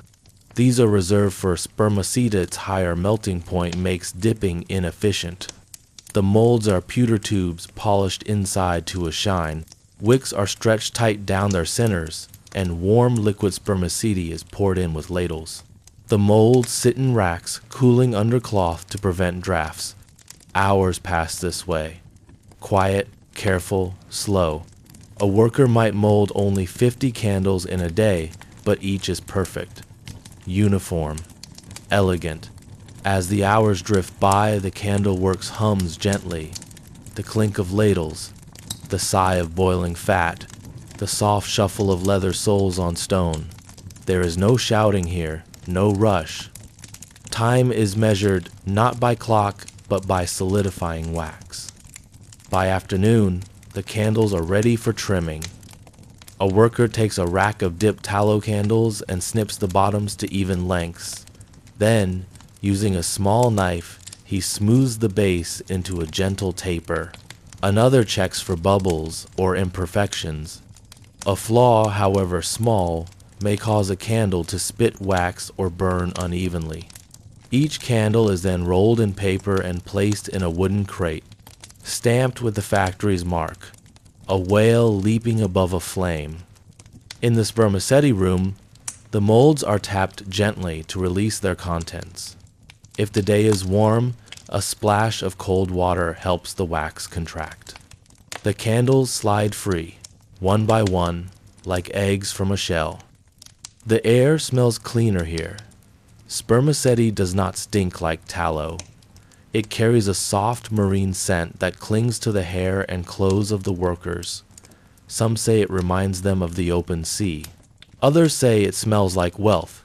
Before packing, the spermaceti candles are polished. A girl in a linen apron takes each one and rubs it with a dry cloth until it shines. No wax drips, no flecks, no bent wicks. These are not just tools, they are luxury goods, bound for houses where hands will never touch a harpoon. As the sun begins its descent, the candles are tallied and crated. A clerk makes careful notes in a leather-bound journal. The 17th of June. 40 dozen spermaceti. 60 dozen tallow. 3 dozen rejected. His script is small and precise. One error could unbalance the books. The finished crates are stacked near the door, ready for the cart. Tomorrow they'll be hauled to the dock and loaded onto barges. Some will go upriver to villages still lit by oil lamps and hearths. Others will cross oceans, their glow arriving weeks before their scent fades. As the workers wash their hands in basins of cold water, the master of the works walks the floor. He nods to his people briefly, silently. They nod back, equally silent. There is pride here, though none would say it. A day's work done well, a small part of the world made brighter. Outside, the light is fading. The first lanterns flicker to life in windows along the street. Children chase each other past the factory, laughing, their shadows dancing in the orange glow. And somewhere, in some faraway place, one of these candles will soon be lit. It will sit upon a mantel, perhaps beside a diary, a snuff box, a half-finished letter. Its flame will flutter for a moment, then steady. It will burn low and clean, casting a circle of warmth in the darkness. And no one will think of the boiling vats, the dipping boys, the polishers, the wick cutters. No one will remember the wail. It is quiet now, and the sun has long gone down, not in a blaze of fire, but in the hush of a gray Victorian twilight. In the cities of Europe and the towns of the American Northeast, houses settle with creaks and sighs, the warm interiors beginning to glow gently, not from electric lamps or batteries or neon bulbs, but from the slow, flickering breath of whale oil. The story of domestic life in the era before petroleum is a soft one. It is not marked by dramatic explosions or vast oceans of light, but by humble evenings and quiet chores, by needlework and low voices by the fire. Whale oil made all of this possible, infusing not just lamps, but the very air of a family home with its sweet, faintly fishy aroma and golden haze. Let us step into one of these homes now. Perhaps it is in New Bedford, Massachusetts, or in a seaside village in Cornwall, or a cold and sturdy house on the coast of Norway. No matter the place, the heart of the home is the same. The hearth, the stove, and beside it, the whale oil lamp. The lamp sits on the wooden table, polished and slightly worn from use. It is simple in design, perhaps made of brass or pewter or glass with delicate floral etchings. A small wick draws up the precious oil, and the flame is steady, fed by the blubber of giants from the sea. The glow is warm, steady, and far cleaner than the sooty smoke of tallow candles or pine resin torches. This is light for the middle class, and even for some among the working poor, affordable enough to use in moderation but still cherish. As you listen, imagine the surroundings. A young girl in a faded calico dress sits by the window, her eyes straining as she moves her needle through the soft cloth. She's darning a sock, or perhaps working on an embroidery pattern, a scene of ships on the sea, or flowers and birds inspired by the natural world she rarely gets to see beyond her village. Her mother sits nearby, hands red from washing, mending an apron. They do not speak often. The light is soft, but not bright enough to waste with chatter. In the next room, her father reads. His book is a Bible, or a newspaper folded carefully, or perhaps a journal from the whaling ships where he once worked. He squints, lips silently forming the words. The lamp on his desk hisses gently, its flame blue at the base and gold at the tip. Above them all, a thin layer of soot gathers over time on the beams, the ceiling, the backs of books, and inside the mouths of teacups.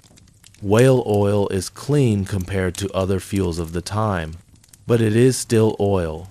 It clings to everything. Now and then, someone adjusts the wick with a little lever, snuffing the flame slightly and then bringing it back. There is a care in this action, a practiced movement learned over years of gentle illumination.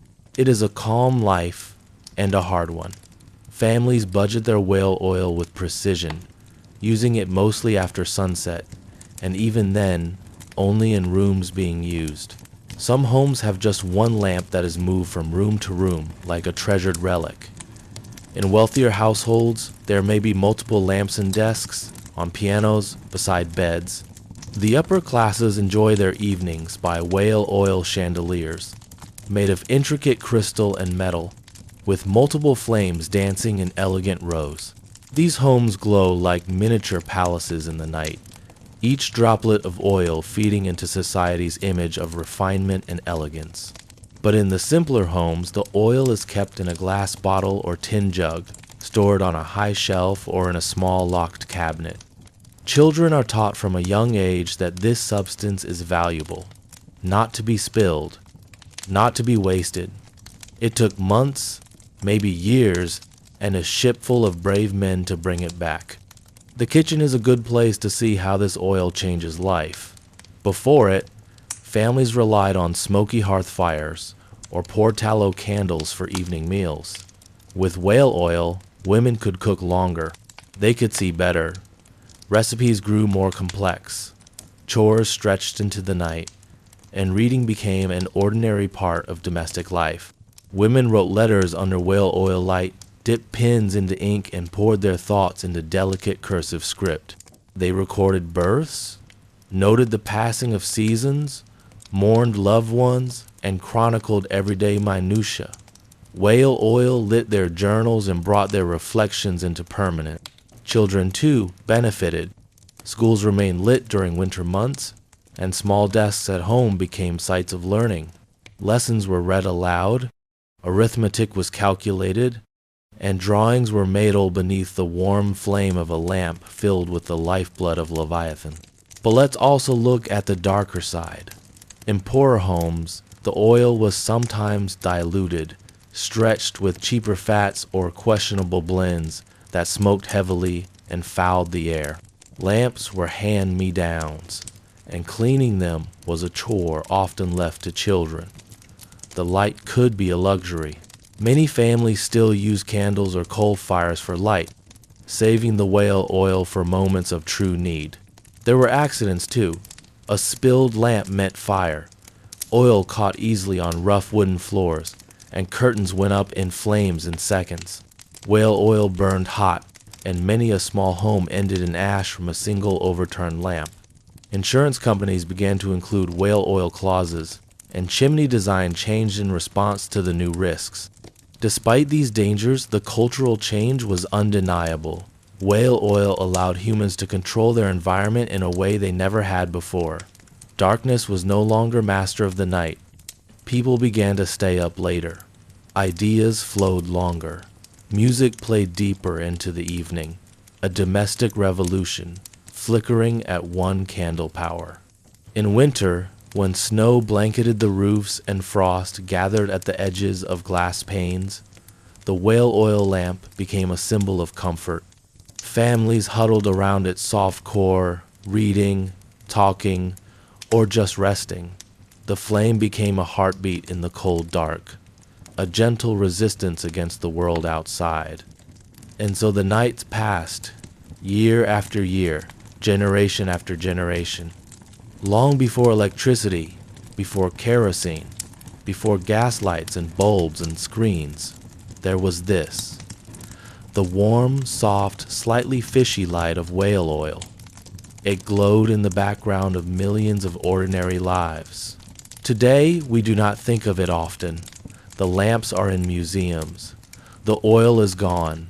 The whalesome of them survived. But in those centuries past, in parlors and kitchens, in boarding schools and cottages, it was the steady flame that shaped evenings and allowed the world to keep turning after the sun had disappeared. Let the oil burn low now and close your eyes. Picture the soft hiss of the flame, the gentle movement of a wick in a brass lamp, the scratch of a pen, the click of knitting needles, the silence between family members, peaceful, resting, beneath a light urn from across the vast and dangerous sea. The flicker of a whale oil lamp was unlike that of any modern light. It did not burst into brightness, nor did it hum or buzz. Instead, it bloomed softly, growing with each breath of the flame, and filled the room with a steady glow that painted the walls in golden orange hues. But with the light came a scent pungent, earthy, unmistakably marine. The smell of processed whale oil seeped into the linens, the floorboards, the very pores of the people who lived among it. In this chapter, we travel down cobblestone streets and through fog-laced alleys into the homes and storefronts of the 18th and 19th centuries, where whale oil wasn't just a source of light, it was a presence, a reality, a constant. It was in the shop signs advertising clean burning spermaceti, in the handbills posted to city walls promising fine northern oil, and in the drawers of apothecaries who used the stuff not just for lamps, but for medicines, soaps, and salves. We begin in a modest row house in New Bedford, Massachusetts. It's winter. Outside, frost clings to the panes, and the harbor smells of fish and brine. But inside, a single whale oil lamp is lit atop a table. It hisses quietly, the glass chimney streaked with soot from a week's continuous use. The oil, drawn from the head cavity of a sperm whale months earlier, has traveled hundreds of miles to arrive in this room. The family, a cooper, his wife, and 3 children, go about their evening, reading, mending by its light. Their clothes smell faintly of oil. Their hair holds the scent. The children's toys' wooden dolls, cloth animal are smudged with greasy fingerprints. The cooper keeps a small tin of whale oil in his workshop as lubricant for his tools. His wife rubs a bit onto a stubborn drawer that sticks in the winter. Whale oil is more than utility, it is integrated into life. The cooper's neighbor, a tinsmith, lives similarly. He refines whale oil in small batches in the rear of his shop, hoping to eke a profit by selling it to families who can't afford the imported, filtered kind. His backyard smells thickly of burned blubber, an odor that wafts into the street on windy evenings. He defends the scent with pride. It is, after all, the smell of business. Whale oil lit the way for the Industrial Revolution before coal and kerosene took over. Warehouses in London and New York were stacked with barrels labeled with chalk. Southern Rite, Greenland, Sperm. Each had different qualities, different burn rates, viscosities, and smells. Spermaceti oil was preferred for its brightness and low smoke. Right whale oil was cheaper but dirtier, and pilot whale oil was often sold off as a base for soap or discarded entirely when other sources were abundant. The streets of cities like Boston and Amsterdam stank of whale oil in ways tourists never read about in history books. The barrels leaked. The workers spilled. Carts laden with sloshing oil rolled over uneven stones, leaving streaks of greasy trails behind. Rats grew fat, chewing the caked-on blubber. Cats followed the scent from docks to drain pipes. For all its importance, whale oil was never elegant. It was never refined in the romantic sense. It was raw, coarse, and bodily. But it kept things running. At dusk, the lamplighters of Paris would dip their torches into tanks of processed whale oil and climb their ladders to feed it into the street lamps. In homes, servants refilled household lamps daily, often using funnels and ladles, wiping the rims with coarse rags to reduce soot buildup. Chimneys had to be scrubbed weekly. Wicks had to be trimmed and replaced. Children were taught not to tip over lamps, not just for fire danger, but because oil was expensive. And what of the richer homes? In parlors and drawing rooms, whale oil took on an air of refinement. Glass hurricane lamps were carved with flowers and ships. The oil was bleached and filtered to be nearly clear, and perfumed oils like lavender or bergamot were sometimes added to mask the fishy scent. But even so, on damp nights, the smell returned. Visitors might comment on it with veiled distaste. Housemaids complained about headaches, but it was a luxury to complain. Those too poor for whale oil made do with tallow animal fat candles that smoked and sputtered and dripped. In cities like Edinburgh and Philadelphia, whale oil was also found in less obvious places. In the carts of street vendors using it to grease hinges, in the hands of shoemakers who used it to soften leather, in the hair of sailors who slicked it back before heading into town. The odor became so associated with maritime towns that people would comment, "You smell of the wharf," meaning whale oil was on your clothes, your skin, your breath. And yet, this smell, as overpowering and ever-present as it was, signaled progress. People lit their nights longer. Students studied past dusk. Shopkeepers stayed open later. Whale oil was light, warmth, commerce, mobility. In time, as petroleum was discovered in the 1850s, the tide began to turn. But in this chapter of history, before the drills and derricks and pipelines, it was whale oil that ruled the night. Even in its final days of dominance, it clung to the corners of homes and shop sticky, stubborn, hard to wash away.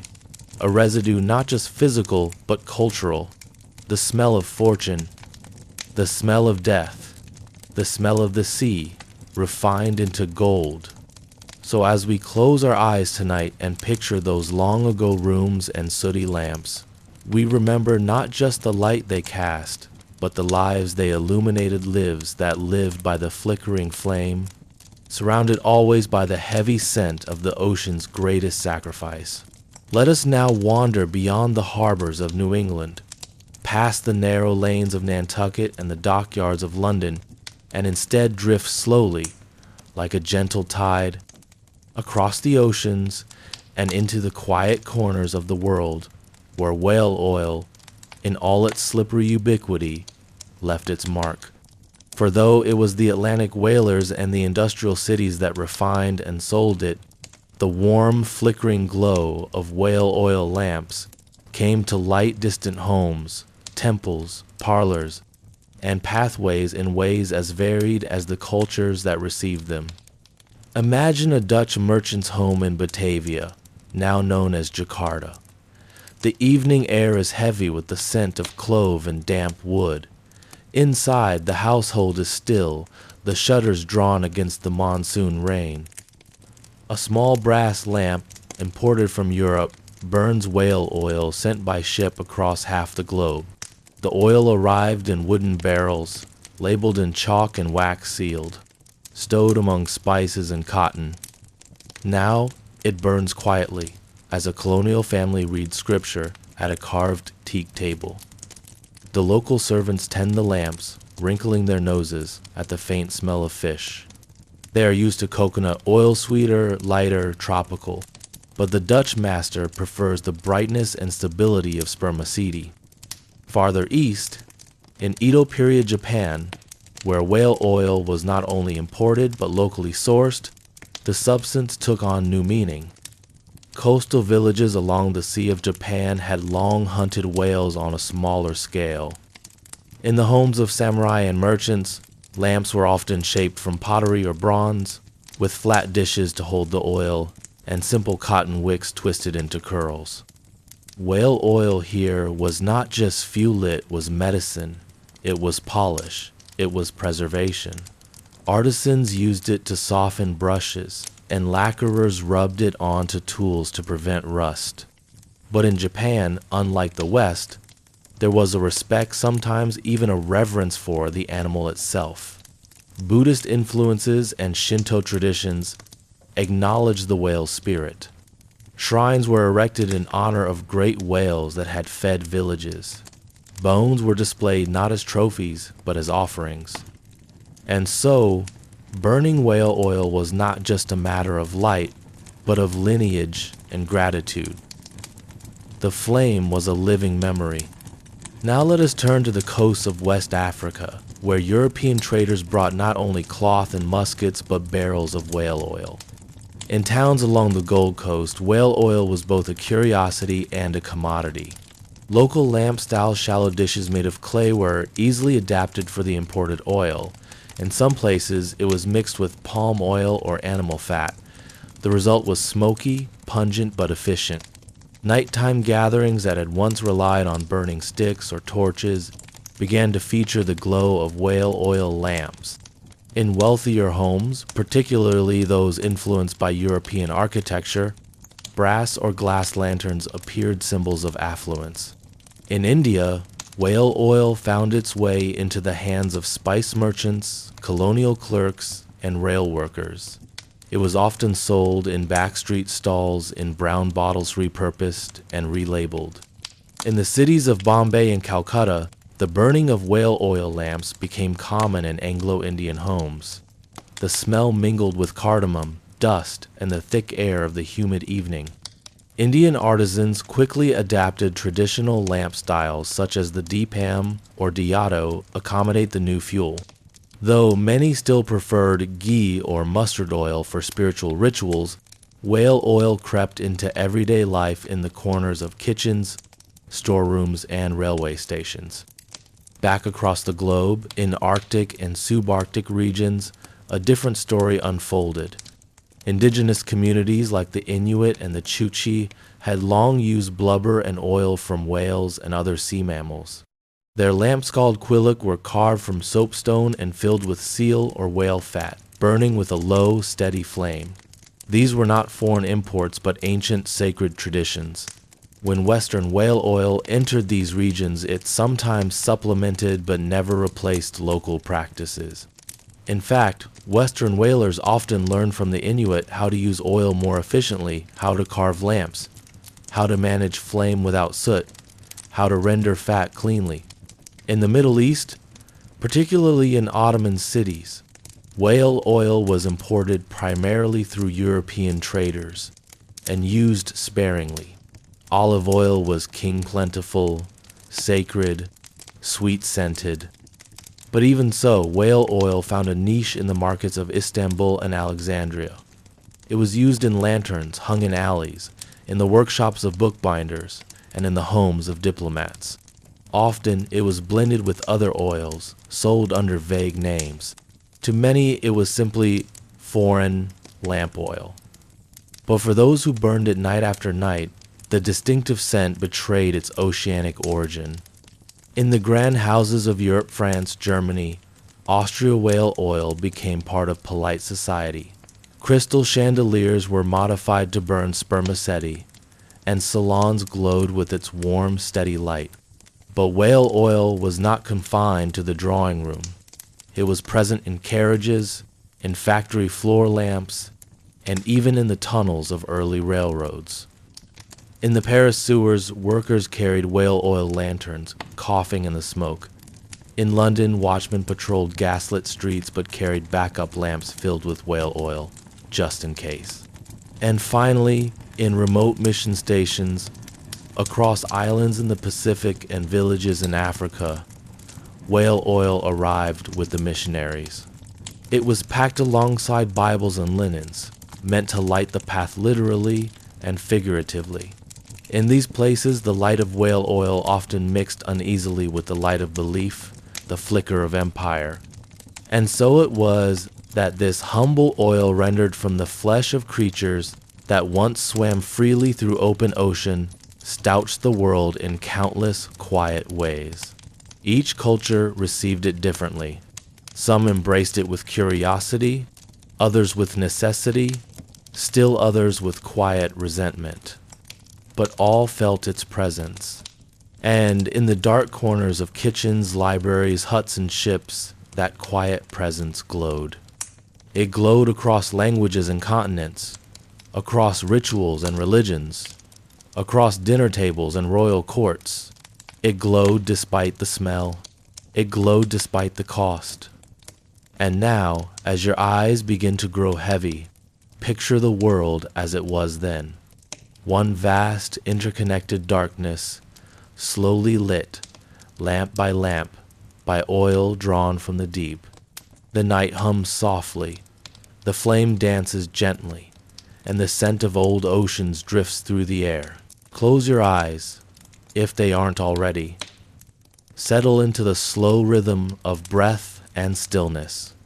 Tonight, we drift into the dim, flickering world of a time when empires moved not with diesel or kerosene, but with the slow-burning, ghostly glow of whale oil.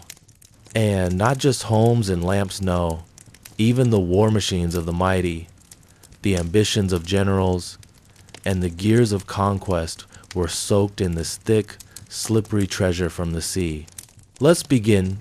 The world, in those days before black oil bled from the earth, ran on patience, muscle, and luck. Whale oil, harvested from creatures of staggering size and unimaginable sorrow, powered more than just street lamps and lanterns. It lit the walkways of fortress halls. It greased the wheels of artillery carriages.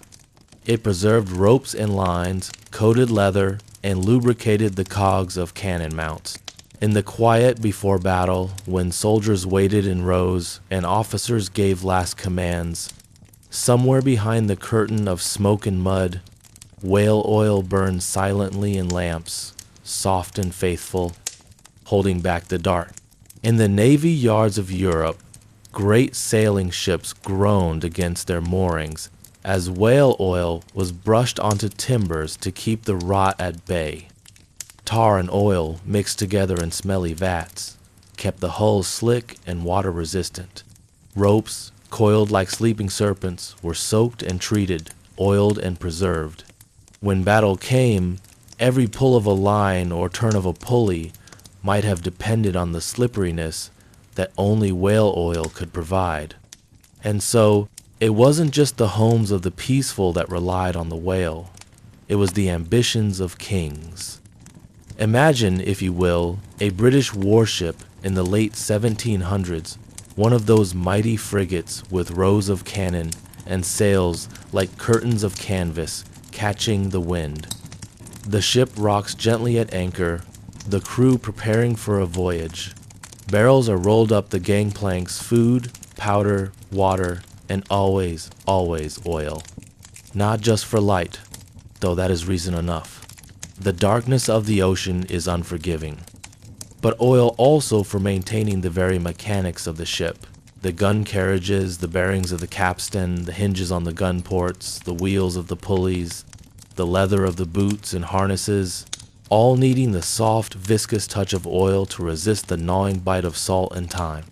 Below deck, lanterns swing gently with the motion of the waves, each fed with carefully measured portions of whale oil. The air is warm and thick, a mix of sweat, salt, gunpowder, and oil.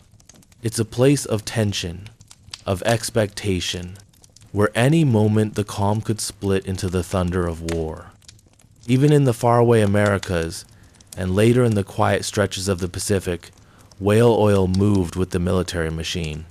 In small forts dotting the wilderness, it lit the barracks and officers' quarters. It was used to waterproof uniforms and preserve metal tools from rust.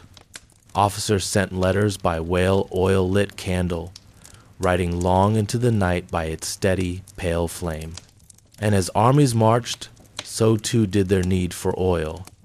Oxen-pulled carts creaked through the dust, carrying barrels not just of food and ammunition, but oil to grease axles, to light command tents, to keep weapons from jamming. Where there was movement, there was friction. Where there was friction, there was need for lubrication. And where better than the steady hand of the whalers to provide it?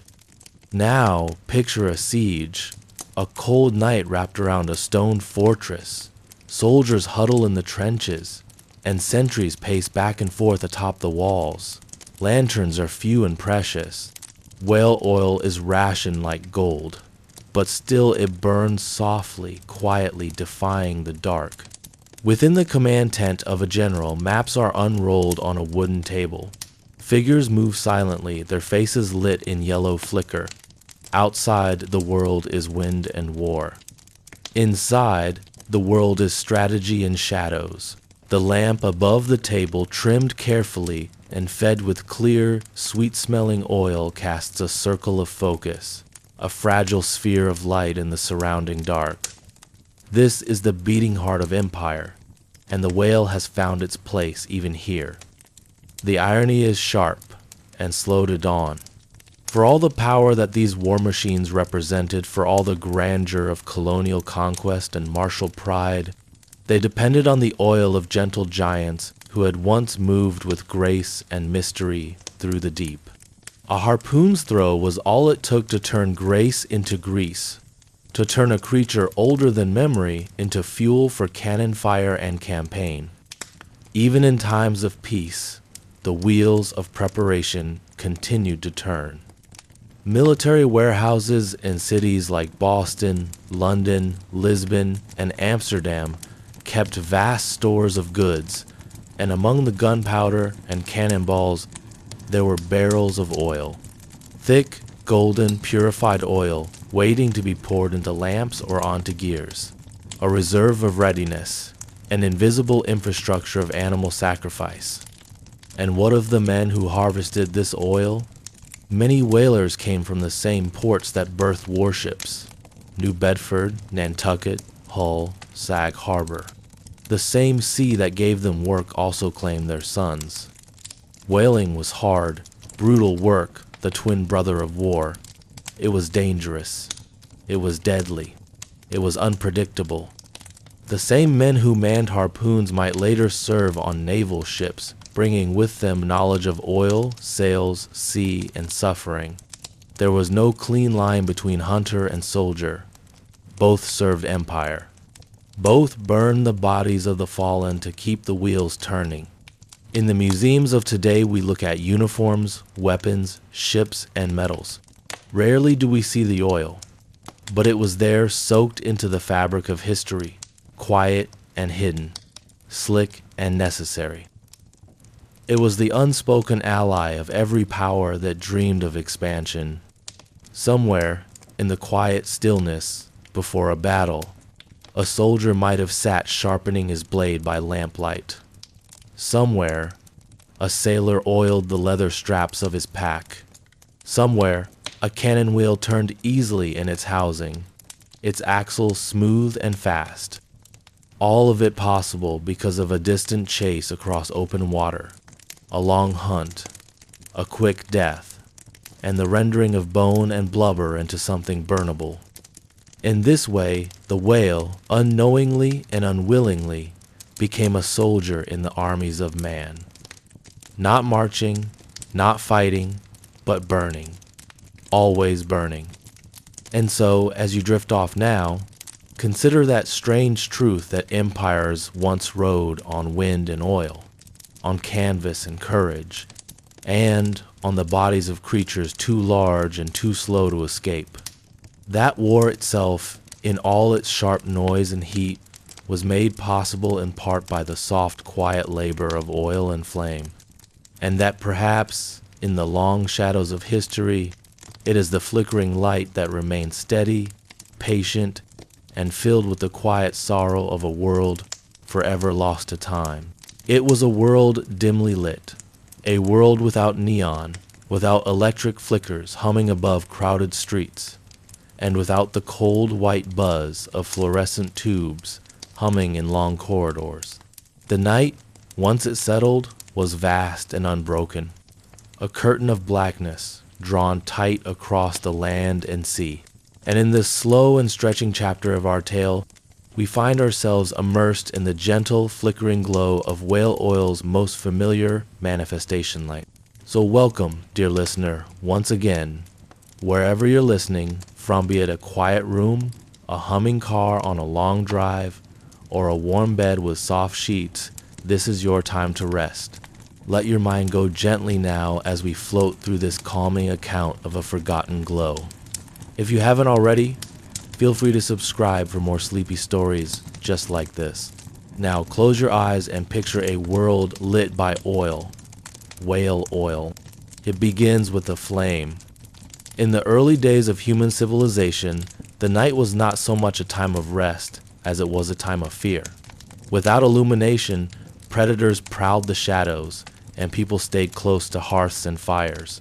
But as societies evolved, so too did their need for safe and consistent light.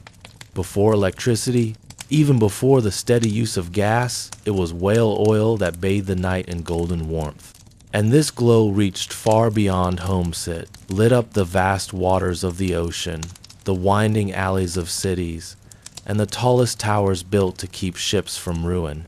Imagine, if you will, a lighthouse on a craggy shoreline in the early 1800s.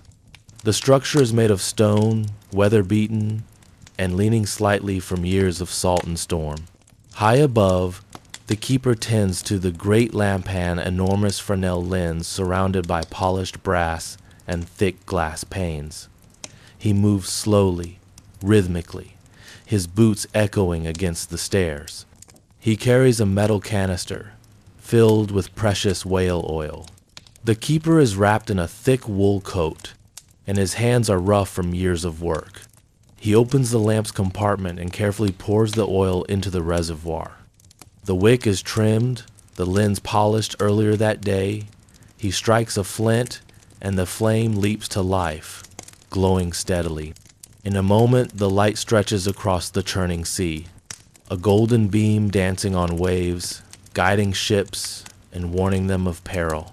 That beam was once impossible, and yet, by the early 19th century, there were thousands of such lighthouses around the world, powered not by electricity or gas, but by the slow-burning oil of whales. Whale oil burned with a remarkably clean flame. It didn't smoke much, and it produced a bright, steady light.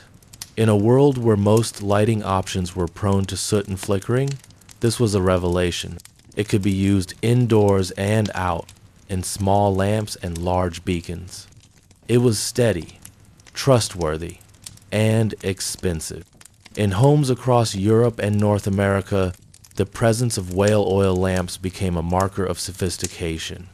These were not smoky torches or sputtering rushlights. They were elegant glass lamps with brass fittings, trimmed wicks, and sometimes ornate designs etched into the glass. One might sit on a side table beside a worn leather chair, casting a circle of golden light over a novel's page. Another might rest on the mantel, warming a quiet room as someone stitched by hand or wrote by quill. Even the humble streetlight, now so taken for granted, owes part of its history to the whale. In major cities, street lamps were lit each night by lamplighters who would walk slowly down cobbled roads, igniting each one. The fuel? Often again whale oil. Each lamp held a small reservoir, carefully filled, and a wick set to a precise length. The lamplighters wore thick coats and carried long poles tipped with flames. One by one, the city would awaken to light again soft and golden under the stars. Of course, the use of whale oil for lighting extended beyond the practical. It became a symbol. Its glow represented modernity, progress, and safety. People were no longer at the mercy of the sun. Work could continue after dark. Letters could be written. Stories could be read aloud to children by lamplight. Dinners could be enjoyed with flickering warmth. And in harbors and on ships, navigation became safer, voyages more feasible, trade more efficient. The world was brighter because of the whale. In the heart of London, for example, whale oil lamps once lined the River Thames. Merchants guided carts along shadowy lanes. Porters hauled barrels by flickering light. And far above, in study rooms and drawing chambers, the rich dined and danced while their servants trimmed the lamps. In Paris, the city of light, whale oil was once the soul of that nicknamate's golden flickers, making long boulevards shimmer in the winter. But not all light was cast equally. The reality of this brilliance was heavy. Every drop of whale oil used to light a lamp represented hours of labor, long and dangerous voyages, and the death of an enormous living creature. The cost of lighting the world was soaked in sweat and salt and blood. In the homes of the middle class, whale oil was used sparingly. A single lamp might be lit only during the evening hours. Children were taught to read quickly before bedtime to conserve the precious fluid. Wicks were trimmed carefully to extend usage. Glass chimneys were cleaned each morning. The oil itself was often stored in cool places, away from heat and light, to preserve it. The average family might go through a gallon or two a month, depending on the size of their home and the number of lamps. The rich, of course, used more, sometimes lighting entire staircases or hallways with mounted whale oil sconces. But for most people, light was a luxury and darkness, a constant. Still, it was better than what came before. Prior to whale oil, lighting options were dismal. Tallow candles, made from animal fat, smelled horrible and burned unevenly. Rushlights, made by soaking reeds in grease, sputtered constantly and burned out quickly. Torches, while bright, filled rooms with smoke and soot. And so the clean, steady burn of whale oil felt miraculous. It wasn't just light, it was liberation. Let's return to that lighthouse for a moment. The keeper descends the spiral staircase after lighting the flame. The stone steps are worn smooth. Outside, wind howls, rain spits against the glass. He returns to his small room, where a modest whale oil lamp sits on a wooden desk. He opens a book and begins to read, the flame steady beside him, golden and soft. He can hear the waves, distant and crashing, and knows that out there, a ship's captain just glimpsed the beacon and turned away from rocks. The light saved lives. It's easy now to forget the quiet power of a lamp, to forget that illumination once required effort, sacrifice, and a vast economy of labor. Whale oil made the modern night possible for a time, and while its legacy is complex and fraught, it is also deeply human. A story of need, of innovation, and of yearning to push back the dark. In Japan, in parts of Scandinavia, and across colonial America, whale oil was prized. It traveled in barrels on ships that creaked across the Atlantic, arriving in ports where it would be refined and distributed. It passed from sailor to merchant, to clerk, to chimney sweep. It dripped into the cups of lamps and onto the wicks of lanterns. It lit shops and parlors, sick rooms and libraries. It warmed lovers and comforted the dying. And when the sun rose, the lamps were extinguished. The oil was capped. The world, briefly brilliant, returned to natural light once more. Eventually, of course, whale oil would be replaced. New fuels emerged. Gas, then kerosene, and finally electricity. And with each shift, the old glow of whale oil dimmed further in the past. But if you look closely at certain antiques, those old brass lamps, those glass chimneys stained with age, you can still catch a glimpse, not just of the flame, but of the vast machinery that brought it to life. The ships, the sailors, the whales, the ports, the merchants, the homes. The light, the air is still. The lantern flickers once, twice, then softly dims, as though the world is ready to rest from its long and weary watch. In this final chapter, we drift gently across the end of an era and age when humanity looked to the sea not only for food, trade, or transport, but for the very essence of light itself. As whale oil lamps glowed in the sitting rooms of London and the wharves of Boston, in remote lighthouses that kept watch over jagged coasts, and in the quiet parlors of parsons and clerks, the world remained blissfully unaware that their glow was drawn from the lifeblood of giants. Now we look back not in judgment, but with understanding. The age of whale oil was one of necessity, of discovery, and of slowly dawning industrial ambition. It was an age lit by the soft sputter of a flame floating on oil that had crossed oceans, harvested in danger and boiled in toil, the yield of a hunt as brutal as it was illuminating. We remember the cooper who carved barrels for the precious cargo, the young cabin boy who climbed the rigging in storms to watch for spouts on the horizon, the whaling captain who squinted through his spyglass, drawing breath before another voyage into the unknown, and the lamplighter who strolled the cobblestone streets at dusk, taper in hand, touching wicks that fed on the wealth of the sea. We recall the housewife who trimmed her lamp's wick at nightfall, the scholar who read his Latin by its faint golden gleam, and the lighthouse keeper who kept vigil, oil can in hand, while ships passed like ghosts through fog. And as time passed, the light grew brighter, but not without cost. Whales, those magnificent navigators of deep time and colder waters, began to vanish. As demand soared and harpoons grew sharper, nature, once thought infinite, proved otherwise. And so the age dimmed. The 19th century ushered in coal gas, then kerosene, then electricity. Whaling ports fell quiet, oil casks rotted in sheds, and the mighty ships, once the pinnacle of light's commerce, became relics of stories too heavy to retell.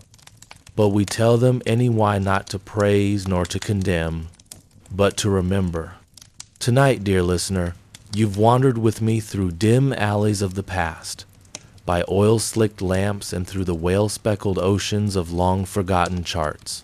You've heard the tale of how the world once glowed not from wires or power plants but from the sea. And now, the story has ended. Close your eyes. Picture that last lamp burning just above your head on the edge of a dock in 1852. The wind carries the salt of 1,000 voyages, and somewhere, faintly, you hear the creak of a ship and the low sigh of a sleeping sea. The flame dances, then fades, not extinguished in haste, but allowed to dim with grace. Let it go. Let your thoughts grow still. You're safe now, in this pocket of quiet history. Let sleep come slowly, like the tide returning to shore. And before you drift off entirely, let me gently remind you, if you enjoyed this slow journey through forgotten light, please consider subscribing to the channel. It helps more than you know. And leave a comment telling me where in the world you're listening from. I love seeing where this little lantern of storytelling travels to. Was it raining outside when you started this? Or perhaps snowing? Or maybe it was just as quiet as now. Sleep well. You've earned it. Good night.